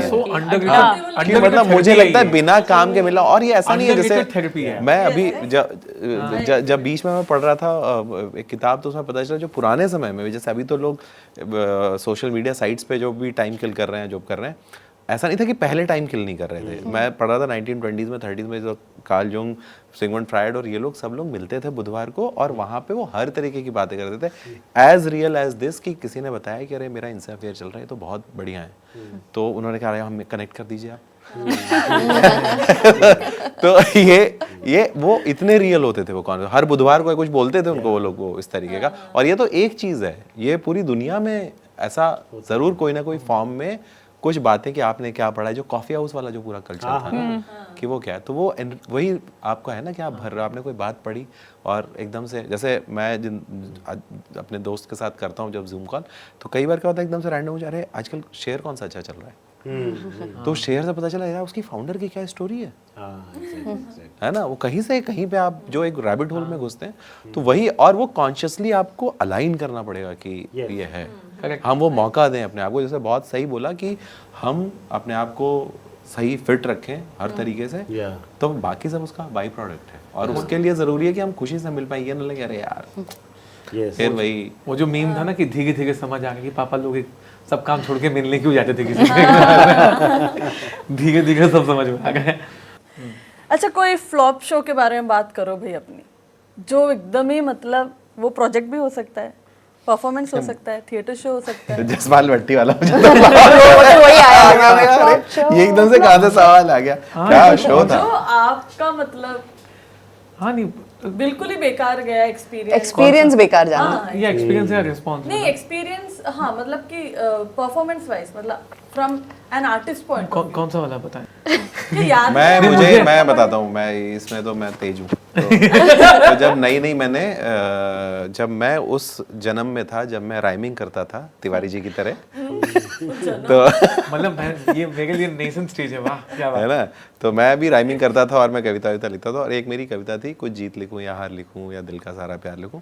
वो ऑर्कुट के ज़माने में मैं उसको ना सर्च करता था, जब ये कीवर्ड डाल के सर्च वाले में, तो वो कोई दीवाना कहता है और हरिवंश राय बच्चन जी की जो कविता थी मधुशाला, उससे ज़्यादा सर्च रिजल्ट उसके आते थे। आज भी अगर आप गूगल करेंगे तो हज़ारों ब्लॉग पे वो कविता है बिना मेरे नाम के, ऑर्कुड के हज़ारों प्रोफाइल पे वो कविता थी। अबाउट मी में लोग क्या लिखते थे, कुछ जीत लिखूं या हार लिखूं, ऐसा करके होता था। तो मैं पहले तो जाके हर जगह कमेंट करता था कि अरे यार ये मतलब कि बहुत अच्छा लगा आपने की कविता, लेकिन ये अब उसमें हुआ क्या, जब ये सब प्रोसेस चल रही थी तो एक आध जगह लोगों ने कहा कि प्रूव करिएगी आपकी कविता है। अब ना कॉपीराइट पता है ना कुछ है, तो कहते हैं ऐसे जो झूठ बोल रहे हैं आप, ये कर रहे हैं। तो लेकिन वो कविता में ऐसा एलिमेंट था कि जब मैं जहाँ बोलता था वो ऑडियंस हुक हो जाती थी, उसमें वो बात थी। अब मेरे को जब ये कविता करने लगा और एक जगह ऐसे ही कुछ लोग एक इवेंट में बुलाया गया जहाँ जावेद साहब को भी कविता पढ़नी थी। तो और वो कई बार क्या होता है ना, कुछ दिन आपके बुरे जाने वाले होते हैं और आप पहले से कितना भी तैयारी करके जाएं, तो वो टोन ऐसे सेट हुए मैं बताता हूँ। तो मैंने तरकश खरीदी और जावेद साहब, पहले से मैं प्री मेडिटेटेड था कि अब जावेद साहब से ये डायलॉग मैं रिपीट कर चुका हूँ 150 बार दिमाग में कि जावेद साहब मिलेंगे और मैं कुछ ऐसा बोल दूंगा कि बिल्कुल उनको लगे कि अरे कहाँ थे बेटा तुम, है ना, वो कौन है जिसने पू को मुड़ के नहीं देखा हो गया। मैंने तरकश रखी और जावेद साहब के सामने जो भी महिला बैठी हुई थी वो उनसे कोई की बहुत हाई प्रोफाइल ही कोई होंगी, तो उन्होंने कोई वो बहुत बेसिक सा शब्द होता है जैसे उसका मतलब पूछ रही थी, जैसे गवार टाइप का कोई शब्द है कि अरे ये क्या शब्द होता है, ये अरेबिक था कि स्पेनिश था, क्या था, और वो बड़े आर्टिस्ट ने तो बहुत अच्छे से जवाब भी दे रहे थे। तो खैर मैंने इसी बीच में डिस्टर्ब करते हुए मैंने रखी तरकश और रखा पेन, मैंने जावेद साहब कुछ लिख दीजिए ऐसा जो बुरे वक्त में काम आए। अब मुझे लगा मैंने तो डायलॉग दे दिया, इसका तो कोई डायलॉग आएगा ही नहीं। जावेद साहब ने ऐसे देखा और बोले बरखुरदार इसके लिए तो पूरी किताब लिख दी। मेरा वहां से टोन टेनर, अभी कवि सम्मेलन होने वाला है क्योंकि जब दिल्ली में बहुत सारे ऐसे कवि हैं, जावेद साहब तो ऑब्वियसली बहुत बहुत बड़े व्यक्ति हैं, लेकिन उस जो चूंकि कवि सम्मेलन में बहुत भी लोगों को बुलाया था, हर तरीके के आइटम आए हुए थे वहाँ, तो हर तरीके के आइटम पे गौर कीजिएगा। हम ही लोग हैं जो तो वहाँ पे बाकी लोग कई सारे इस देश में कवि ऐसे थे उस समय के जो वहाँ पे थे, जो जैसे उनको क्या है कि एक विशेष प्रकार का द्रव्य अगर न ले तो कविता उनको याद ही नहीं आती है। तो वो सब चल रहा था, रसपान, उनका रस रंजन जिसको बोलते हैं, चल रहा था। और मेरा यहाँ पे बिल्कुल उन्होंने मेरा टोन टेक्सचर लिया। तो जब कविता बोलना शुरू हुई, मेरे पास फोटो भी है इसमें, वो सब लोग बैठे हैं, जावेद साहब आगे बैठे और हम लोग ऐसे पीछे बैठे हुए हैं और अपना वेट कर रहे हैं कि अब हम लोग का आएगा। और ये कवि सम्मेलन उल्टा था, जो नॉर्मली क्या होता है, जो सबसे बड़ा होता है उसको सबसे बाद में बुलाया जाता है, लेकिन क्योंकि जावेद साहब ने लिमिटेड टाइम दिया था तो उन्होंने वो जब खड़े हुए तो हम लोगों ने पीछे से ऐसे बैकग्राउंड फोटो खिंचवा ली कि हम लोग भी इन्हीं के बात पढ़ने वाले, और फिर वो तो अपना बोल के चले गए। मेरा नंबर आया और मुझे ये बहुत अच्छे से पता था कि कुछ जीत लिखूँ, ये वाली पोएम बोलूँगा, बिल्कुल सब फ्लैट होने वाली ही हैं। लेकिन उस दिन पता नहीं उस मोमेंट के बाद से कुछ अंदर मेरे बदला, क्योंकि वो बिल्कुल श्योर थी पोएम की मेरे को वही बोलनी है। मैं वहाँ जैसे ही स्टेज पे पहुँचा मैंने कहा कि, और हर जगह जाता था, अरे वाली सुना दो, वो सुना दो, वही वाली सुना दो, और मैं कई बार देखता भी था सारे पोइट्स की वो रिपीट करते हैं अपनी पोएम्स को। मैं जब स्टेज पे पहुँचा तो मैं हाथ से लिखी हुई जो एक पोएम थी जो घटिया थी, और मैं वहाँ पे मैंने वो सुनाई और कुछ जीत लिखूँ नहीं सुनाई। तो वो उस दिन जितने भी लोग वहाँ बोलने आए थे, जो कवि थे, जो चाहे कुछ भी पीके करते हैं लेकिन सुना तो कविता रहे ना, बंदूक तो नहीं चला रहे ना कम से कम। वो सबसे खराब पोएम थी उस दिन की वहाँ की। और मुझे उस मोमेंट वो कविता पढ़ते पढ़ते रियलाइज़ हुआ कि मैं कविता नहीं लिख पाता हूँ सही से, ये मेरे को अभी आया नहीं है। उस दिन के बाद से मैंने कोई कविता का फिर वो नहीं लिया, लेकिन वो बहुत ही बुरा था, मतलब जो हुआ मेरे साथ। But it gave me that realisation कि या तो मैं स्किल बहुत अलग लेवल की अब कर दूं इसमें, इस गेम में, नहीं तो ये डायरेक्शन छोड़ दूं। तो उस दिन के बाद से, और उस दिन लिफाफा भी मिला था मुझे। हाँ, लिफाफा और गिल्ट पैड क्या है, तो कि इसका पैसा भी मिल गया, क्योंकि आप आने का मिला है ना आपको पैसा कि, और वहाँ पे लिखा भी था कि 2 युवा कवि आए हैं, तो हम लोग तो तब युवा कवि थे करके। बट इट, वो जो फेलियर भी था उसने इन अ वे, क्योंकि उसके बाद से, उसके बाद मेरी पहली कहानी लिखने के बीच में 1.5-2 साल का फासला है, तो एकदम से आपके उस पे क्वेश्चन हो गया ना, और आप पे तो मैं कर सकता हूँ, हाँ, और आपको ये भी लोड है, क्योंकि भ्रम तो ये भी हो सकता था ना, फोटो डाल के मैं तो छोड़ देता ना कि हम तो जावेद साहब के साथ कविता पढ़ चुके हैं। तो वो बस बच गया मैं, लेकिन अच्छा ही रहा, बहुत दिन तक बहुत खराब लगता रहा, किसी को बोला नहीं मैंने। अब आज बहुत दिनों बाद सोचा तो ये चीज़ याद है। एक तो हमारा और आयुषी का ही हुआ था साथ में, मैं वही सोच रही थी। क्यूमुलेटिव वर्स्ट एक्सपीरियंस था। अरे वाह, Cumulative क्यूमुलेटिव चार वर्स्ट क्वेश्चन एक्सपीरियंस, मेरे ख्याल से उनका तो मतलब पता नहीं क्यों, मुझे लगता है कि साझा बहुत जबरदस्त तरीके से वाहियात एक्सपीरियंस था ये। नहीं, वो हम दोनों का आई थिंक, मतलब we were so upset after the show, एक दूसरे को कॉल करके दिलासा दे रहे थे कि यार ठीक है, कोई बात नहीं, होता है यार, होता है, ठीक है। तो कोई तो राकेश जी बताएंगे, रोटरी क्लब ऐसा फलाना फलाना ढिमकाना, लायंस क्लब था कहीं का, लायंस क्लब था, बाकी जगह से इनवाइट आ सकता है अभी, बहुत पैसा देते हैं वो लोग। हाँ, तो नहीं, ये कैसा हुआ था कि उनकी उम्मीदें पता नहीं, उन्होंने कहीं का तो कुछ तो देख लिया था जहाँ पे गिटार बजता है, सब बजता है, तो उन्होंने कहा। और ये हम लोग ऑनलाइन शो कर रहे थे, तो मतलब स्कोप ही नहीं था गिटार बजवाने का। ये अपने घर से, मैं अपने घर से, एजेंसी ने लैपटॉप भिजवा दिया था कि भाई आपके घर के एस्थेटिक सही नहीं लगे, तुमको वर्चुअल बैकग्राउंड डालना पड़ेगा। तो उस क्लाइंट का लैपटॉप, एजेंसी का लैपटॉप मेरे घर पे आ गया, इनके घर पे पूरा फ्रेम सेटिंग होगी कि इनको कैसे बैठना है, और उनकी उम्मीदें पता नहीं जहर उम्मीदें क्या ही थी हमारे साथ कि किस तरीके का कवि सम्मेलन होगा, या सम्मेलन नहीं, यानी किस तरह की कविताएं हम लोग बोलेंगे, कि शायद उसमें जॉक्स होने चाहिए थे, या उनको पता नहीं कि कैसे था। तो ये हम परफॉर्म करते करते ही हमको फील हो गया, तो दिख भी गया कि 1-2 ऐसे कोई मेंबर जिन्होंने हमको बुलाया है, जो लिखते थे अरे वाह, और वही आईडी बदल बदल के लिखते जा गया अरे वाह, और कोई लिख नहीं गया। तो वाइब तो आ गई थी कि शायद जैसा चाहिए था वैसा है नहीं। वर्स्ट कितना हुआ ये बाद में पता चला। तो जैसे जैसे शो खत्म होता है तो एजेंसी की आदत होती है कि बचा हुआ पेमेंट आपको ढपाक से कर दें। और ये हमारा जो एजेंट था जिसने हमें बुक किया था बीच का जो था, उसको बड़ा कॉन्फिडेंस था कि दो कर लिया, बढ़िया अच्छा ही हुआ होगा यार। सो जैसे ही वर्चुअली शो एंड हो गया तो हमें हमारे पैसे मिल गए, मुझे मेरे मिल गए, मैंने आयुषी को भेज दिया और 10 मिनट बाद उसका फ़ोन आया कि सर वो अमाउंट पहुंच गया क्या आपका? मैंने कहा हाँ पहुंच गया भाई। अरे आकाश भाई कोई चिंता नहीं है, बहुत ज़बरदस्त है। नहीं वो क्लाइंट क्या कहते कि नहीं पहुंचा है तो गो खुलो क्योंकि ऐसा हुआ है तो शायद उनको वैसा था ऐसा था। वो बात यहाँ तक चली कि मैंने उनसे कहा कि अगला जो इनॉग्रल शो होगा आपका एनुअल या हाफ ईयरली जो होता है वहाँ पर हम लोग विदाउट एनी चार्जेस हम लोग आएंगे, just to let you know कि भाई लाइव का एक्सपीरियंस अलग होता है, शायद वर्चुअली उन्हें उतना समझ में नहीं आता। और वो खींच भी अंदर मचती गई कि नहीं, अब वो अंदर से खाया भी एक समय के लिए कि लौटा ही दूं क्या।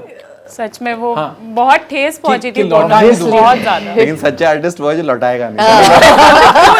क्योंकि लौटा क्यों, अंदर भी 3 सवाल दिन भी तक है। प्रैक्टिस की थी हम लोगों ने यार, उससे बहुत ज्यादा मेहनत की थी मेरे हम सवाल लोगों और ने भी थे कि शो मैं के लौटा लिए। क्यों दूं, क्योंकि अगले दिन 4 तारीख के अमाउंट डेबिट होगा। और फिर हमें दूसरे को समझाया नहीं यार, हमने तो अपनी मेहनत की ना, उन्हें पसंद नहीं आएगा कोई बात नहीं, अच्छे बुरे दिन होते हैं। बहुत अच्छे लेकिन years and years भी रियलाइज कि नहीं यार सच में साला उसमें क्या बहुत गंदा परफॉर्म कर दिया देगा बस। और वर्स्ट को मतलब फॉर मी हाँ, आल्सो एंड क्लास डिवाइड दिख गया उसमें कि यार आपका तो घर अच्छा नहीं है या पर्दे थोड़े से हाँ टू एन एक्सटेंड कि यार वो पर्दे थोड़े से आपके चीप लग रहे हैं। बट जिनके घर अच्छे और नहीं तो फिर 21 ही दे रहे हैं। सही बात है, 21 होते रहे। अब टू दी एस्थेटिक्स नहीं है। घूम के उधर ही आए वैसे पे आए। अब नहीं, जैसे हम लोग भी कहाँ आते, लेकिन जब नामिका जी ने कहा कि मैं घंटे के हिसाब से 15,000 का पेमेंट करूँगा एक बार में अच्छा आपको 15 में निपटा दिया। नहीं बता, उन्होंने कहा था आप यही बोलिएगा राकेश के सामने। तो भाई उस दिन जावेद साहब ने जो सिखाया ना मेरे को वो याद पकड़ लिया मैंने। अतुल जी आप बताइए। हाँ तो क्योंकि थिएटर है और आप 50 तरह के शोज करते हैं, 50 जगहों पे जाते हैं, तो कई बार ऐसा होता है कि ऑडियंस की उम्मीद कुछ और होती है और वो नाटक निकल कुछ और आता है। और कई अभी हमारे इसी साल हुआ या गए साल हुआ कि किसी एक दिल्ली की बहुत बड़ी संस्था का 25वां सालगिरह था और नाटक चुन लिया बालीगंज, जो कि मर्डर मिस्ट्री है। कत्ल हो रहे हैं, एक के बाद एक कत्ल हो रहे हैं। तो जब नाटक शुरू हुआ, जब इवेंट शुरू हुआ तो बड़े अच्छे फूल उड़ाए जा रहे हैं और रैंप वॉक हो रहा है, सबको सम्मान दिया जा रहा है, म्यूजिक बज रहा है, और गीत गाए जा रहे हैं कि हमारे बच्चे। और जब नाटक धीरे धीरे शुरू हुआ तो हम देख रहे हैं लोग उठना शुरू हो रहे हैं, एक जा रहे हैं, 2 जा रहे हैं, 3 जा रहे हैं, और कुछ लोग तो बोल के जा रहे हैं ये क्या दिखा दिया, आज हम तो खुशी मनाने आए थे या मौत दिखा दी हमको। और लाइव नाटक चल रहा है। नाटक चल रहा है सर, लाइव चल रहा है, हम भी बैठे हैं ऑडियंस में, वैसे सर जो बैठे हैं, क्या करें। तो कई बार ऐसा हो जाता है कि मौका गलत चुन लिया गया, नाटक वही नाटक किसी और मौके पे हो जाए तो बहुत अच्छा होगा। लेकिन हमारे लिए फ्लॉप शो वो होता है जब हमारी उम्मीद के खिलाफ कुछ हो जाए कि हम कुछ सोच के गए थे, हम कुछ करना चाहते थे। तो मुझे तो ऐसे मौके पे सबसे पहले जो मौका याद आता है कि हमारा एक नाटक था, तो उसमें हमने एक बहुत बड़े कलाकार को लिया बॉलीवुड से, और वो बिजी थे तो उनके पास टाइम नहीं था आके रिहर्स करने का, मैं नाम तो नहीं लूँगा। तो वो सिर्फ 2-3 दिन पहले आए रिहर्सल करने दिल्ली। उनकी 11 एंट्रीज थी, वो एज ए नरेटर काम कर रहे थे। तो उन्होंने बोला कि मैंने अपनी लाइन सारी याद कर ली हैं पर मुझे मालूम नहीं कि मुझे कब आना है स्टेज पे। तो हमने बोला सर हम आपके पीछे एक एडी खड़ा कर देंगे, वो आपको ऐसी टैप करेगा और आप अपनी लाइन से एंट्री 1 एंट्री 2 कर देना। तो उनकी 4-5 एंट्री बड़ी अच्छी हो गई। उसके बाद किसी ने बोला कि सर एक लाइट एडजस्ट करनी है, तो अगला जो ब्लैकआउट होगा ना थोड़ा लंबा होगा, सर को बोलना चले ना जाएं। मैंने फ़ोन किया, भाई उनको इन्फॉर्म कर दो, होल्ड करके जाना। वो गया, सर एक बात इतने में सर निकल गए। वो सर को बात बोलने गया और सर निकल गए। उस एंट्री का, उस डायलॉग का चलती सीन से कोई संबंध नहीं, और उनको तो भाई टैप आया और वो चल दिया। और मैं देखो एग्जिट कहाँ पर है, मैं कहाँ से निकल रहा हूँ, क्योंकि नाटक पूरा हिल जाता है ना। आप जो बात कह रहे हैं, जो आप नरेट कर रहे हैं वो हो चुका है या बाद में होने वाला था, कोई संबंध नहीं। तो ऐसे मौक़ों पर हम घबरा जाते हैं कि भाई ये तो अगर ऑडियंस पकड़ के मारेगी हमको। लेकिन theatre audience is generally very, उनको लगा पार्ट ऑफ द वो सब कनेक्ट कर लेते लाइव हैं, मिस्टेक्स वो कनेक्ट कर लेते हैं, वो सब कुछ कनेक्ट कर लेते हैं। हाँ, या उनको लगा होगा क्या हमारे डायरेक्टर ने ट्विस्ट खेला है कुछ। हाँ, वो शायद सोच रहे कुछ हैं कि नया बताना चाह रहे हैं। हम नहीं समझ पा रहे हैं, ये कुछ ऐसा हो रहा है, Intellectual तो हम चीज़ बच चल रही गए। है। तो ऐसे तो थिएटर, लाइव थिएटर में तो व्हेन ह्यूमंस आर ऑपरेटिंग, ऐसी तो 50 चीजें हो सकती हैं, होल नाइट निकल जाएगी बताने में। तो मेरा flop experience has not been on luckily touch wood jinx नहीं भाई, स्टेज पे नहीं हुआ है, stage has always been very kind to me. चलो हाँ, ऐसे एक्सपीरियंस हुआ है कि मतलब मैं कैरी का अचार सुना रही हूँ which is like full about like patriarchy के खिलाफ types, and I am seeing this 50-60 year old man all sitting and then ऐसे ऐसे ऐसे हो रहा है उनको। Those things have happened, I can, audience but script writing में I have had very sad experiences. It's like लिखा दिलो जान डालकर तुमने सब कुछ, इतना कैरेक्टर तुम बने, ये किया वो किया everything, and when the movie is on released the next call I have to make, please मेरा नाम निकाल दो। वो जो दुखता है ना, तो मैंने बोला जिस दिन मैं खुद डायरेक्ट कर पाऊंगी, मेरे हाथ में पूरा कंट्रोल रहेगा, या फिर नाम होगा कि मैं बोल सकूंगी क्या चाहिए क्या नहीं चाहिए, तभी करूंगी, तब तक नहीं तो स्क्रिप्ट राइटिंग नहीं करूंगी। So, एक तो बड़ा पूरा बाउंसी एक्सपीरियंस हो गया था कि मेंटल हेल्थ पे कोई शो था जिसमें उन लोग से नो टू ड्रग्स, से नो टू एडिक्शन वाला कर रहे थे। उसमें उन्होंने कहा था कि भाई राकेश जी आप भी आइए और हम लोग जूम पे करेंगे, तो लाइव ऑडियंस भी होगी। तो मैं आके मैं बता रहा हूँ कि भाई नशे से क्या ही हो जाता है, जिंदगियाँ बर्बाद है। उस टाइप की कविता लिख दी थी राइमिंग आर्टिस्ट बन के, और उसमें बोले कि अब ऑडियंस की तरफ से भी काफ़ी फरमाइशें आ रही हैं, जूम पे हमको दिख रहा है। तो एक लड़के को उन्होंने लाइव ले लिया, बोले भैया आपकी कविता सुननी है, माल फूकी है। माल फूकी है, अच्छा। से नो टू ड्रग्स के हाँ, मैंने कहा भाई मौका देख लेता कि जब मीटिंग शुरू होती तो टाइटल लगा होता वो देख लेता। तो मैंने उसको भी ऐसा अब मैं लाइव कैसे टालूं इसे। मैंने कहा हाँ वो तो किसी और दिन की कविता, लेकिन कहते मस्ती में आप बात करते करनी नहीं चाहिए। मैंने नहीं भैया आपने उसमें बताया है कायदे से, हम सारे दोस्त लोग उसी पे ट्रिप करते हैं। और तब तक वो मॉडरेटर आ गई बीच में कि बस फिलहाल हमारी नई गेस्ट आ गई है। And that day I felt कि मैंने क्यों ही वो कविता रिलीज कर दी, कहाँ क्यों आ गई वो जमाने के सामने। ये डिस्कस कर ले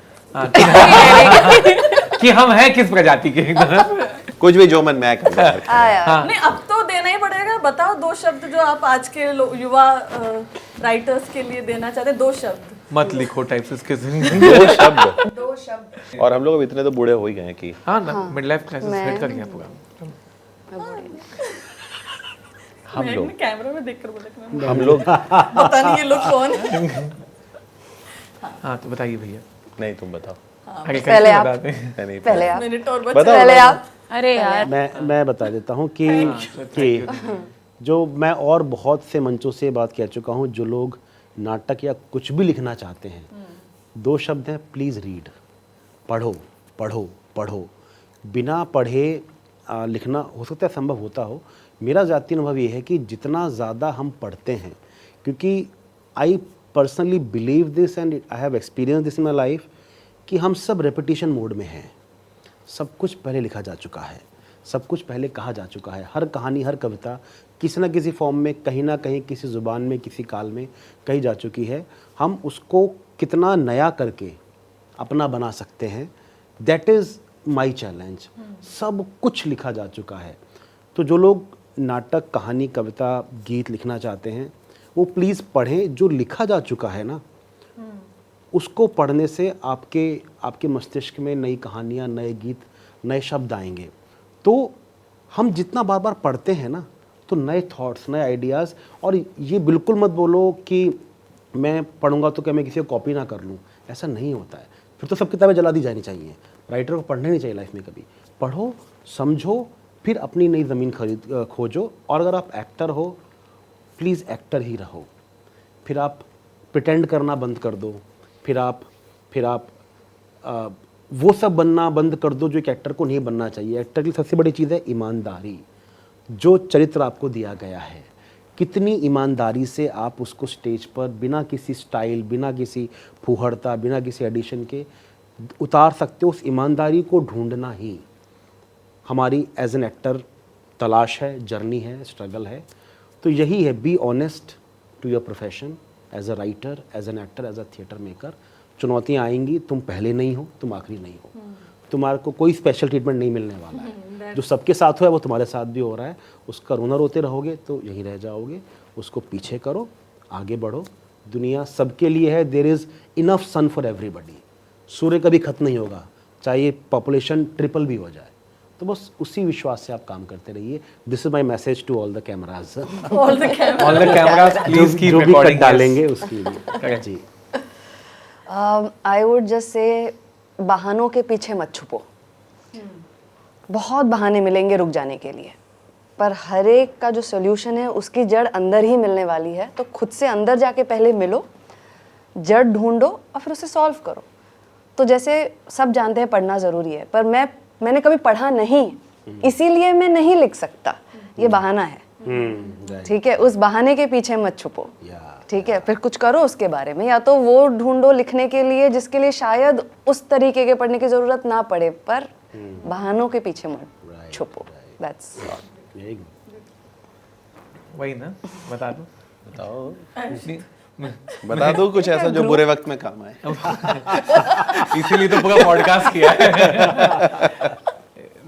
मेरी जो समझ में आया भाई साहब की 12-13 साल कॉल सेंटर में काम करने के बाद, वो 2 चीज़ें, एक तो love monotony and it happens.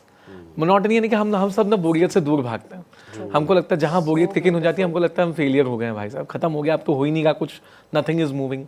तो ज़िंदगी का तुम्हारा सबसे बहुत बड़ा हिस्सा जो होगा मोनोटनी ही होगी। तुम सुबह उठोगे, शाम को घर लौटोगे, सब्जियां ले आओगे, स्कूल की फीस भरोगे, और ये चलेगा। और एक दिन कुछ ऐसा होगा जो इस पैटर्न को इंटरेस्टिंग बना देगा, तुम्हें लगेगा कुछ नया हुआ, लाइफ का कोई अर्थ निकला। लेकिन if you will start hitting monotony कि नहीं, कुछ नहीं हो पाएगा, कुछ नहीं हो पाएगा, तो एक बहुत बड़ा फेज़ है। मेरे साथ 11 साल चला कि मैं रोज़ रात को 2 बजे जा रहा हूँ और दोपहर को 2 बजे लौट रहा हूँ, क्या ही चल रहा है। But then and that's when the second part comes कि इट हैपेंस। बहुत पागलों की तरह मैंने लाइन अपने आप ही डिस्कवर कर ली थी ऐसे करते करते कि यार कि मेरी ज़िंदगी में चीज़ें हो कैसे जा रही। किसी ने पूछा घर कैसे चल रहा है। और मैं हमेशा से एक पैटर्न रखता हूँ कि जितनी ज़रूरतें मुझे चाहिए वो मैं कागज़ पे लिख के भगवान के पास रख देता हूँ कि अगले महीने का खर्चा है, देख लो। सो इट हैपन्स, ये हो जाता है। अगर आप बहुत पागलों की तरह भगवान पे अंधविश्वास कर लें तो उन्हें भी अपनी इज्जत बचाने के लिए आपकी मदद करनी पड़ती है कि ये तो साला, ये तो पागल हो गया है यार, इसको हाँ, इसको कुछ करना पड़ेगा।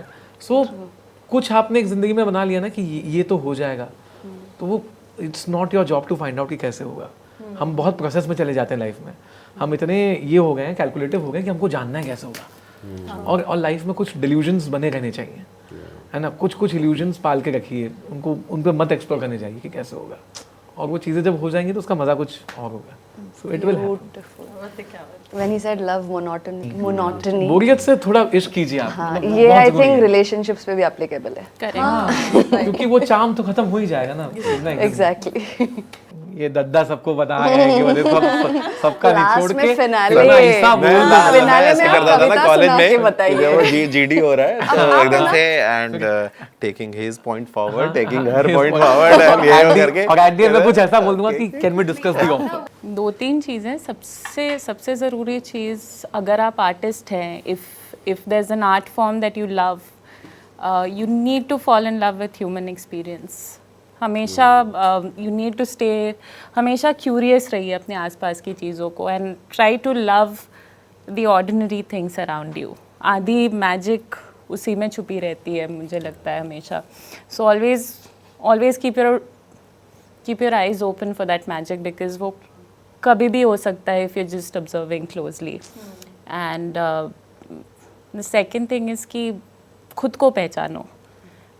Just know what you want, know what you love, and if you're 100% confident that this is what gives you happiness, then go after it. It's not just about belief also. आपको बहुत मेहनत करना पड़ेगा. You'll have to be persistent if you have a dream. बहुत सारे struggles आएंगे बीच में, but don't give up. Just don't give up. Try to love the ordinary. अपनी मेहनत करते रहो और मंजिल तो दिख ही जाती है, चलते रहोगे किसी राह पर तो। क्या बात है, बढ़िया। अब इतना सब कुछ बोल दिया गया अब दद्दा कि बोलेंगे। मेरे पास कुछ दद्दा ऐसा है तो दुबे जी नहीं आप भैया आप बताइए तो मतलब कि क्या है आप बताइए कि क्या कहना चाह रहे कि हैं। मेरे पास कुछ ऐसा सजा के बोलने वाला है नहीं, लेकिन मैं एक मेरी बड़ी फेवरेट फिल्म है आनंद। एक मरता हुआ आदमी जीना सिखा देगा, और वही वन लाइन थॉट भी है उस, क्योंकि वो बड़ी अमेजिंग फिल्म है, कोई विलन नहीं है उसमें, है ना। तो मैं एक दिन अपनी वाइफ को, ये सब जो फिलोसफिकल ये डिस्कशन है, मैंने अपनी वाइफ को एकदम से बड़ा कैजुअली बोला कि लाइफ में एक चीज़ में अगर आनंद के 1/100 भी लिख लूँ ना, तो मैं मानूंगा कि मेरा जीवन सफल हो गया। उस स्केल का, उस टाइप का, या अपनी नज़र में मैं अपने आप को सफल मानूंगा। तो जो राइटिंग लेसन मेरी वाइफ ने उस दिन जो मुझे बड़ा कैजुअली दिया, और जो मुझे किसी भी किताब में नहीं मिला था, तो उसने बोला आप कभी नहीं लिख पाएंगे। तो मैंने कहा क्यों, तुम्हें ऐसा लगता है? तो उसने बोला कि शायद वैसी कहानी लिखने के लिए ऋषिकेश मुखर्जी जैसा इंसान होना होता हो।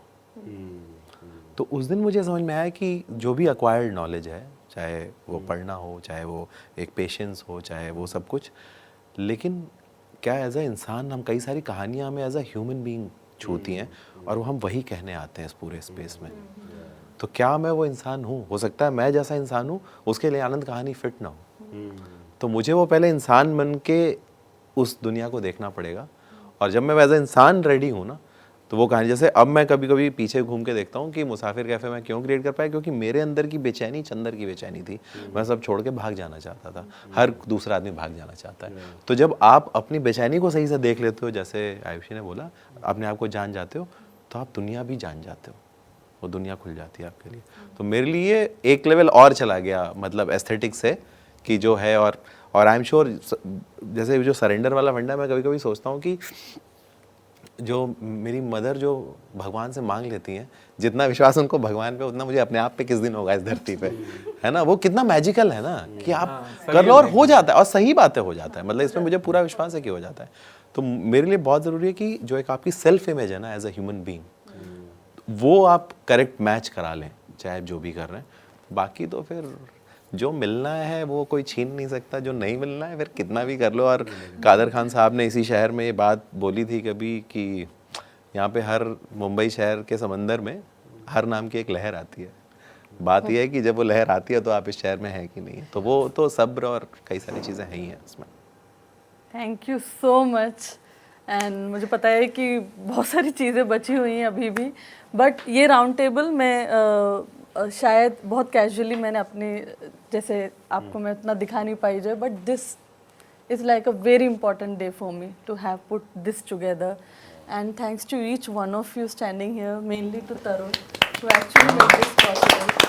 Thank you so much. Thank you. तुम्हारे पार्टनर गोल्स हैं, #पार्टनर गोल्स। सच बट में I really respect all of you for being here and being a part of this. Thank you so much. Thank you. Thank you, बत्तो। बत्तो का season 1 का closure है ये, और हम अगले महीने से सीजन 2 शुरू कर रहे हैं। So just wish me the best for that. All the best Batto. Best Thank you। अब मैं छोटे-छोटे आपके लिए और सीजन 2 के एंड में सीजन 1 और सीजन 1 के मिला के होने चाहिए राउंड टेबल। 6 सोफा फिनाले होना चाहिए। अगर आपको अनस्पोकन विद बत्तो का ये सीजन अमेजिंग लगा तो please do subscribe to the channel and hit the like share subscribe button, and please stay tune क्योंकि Batto's unspoken with Batto season 2 is on its way. बिल्कुल आ गया, गजब आ गया, क्या बात है। Thank you so much. ये छोटे-छोटे गिफ्ट्स हैं आपके लिए। आगे चलो, आगे 30,000 नाम रुपये आ गए।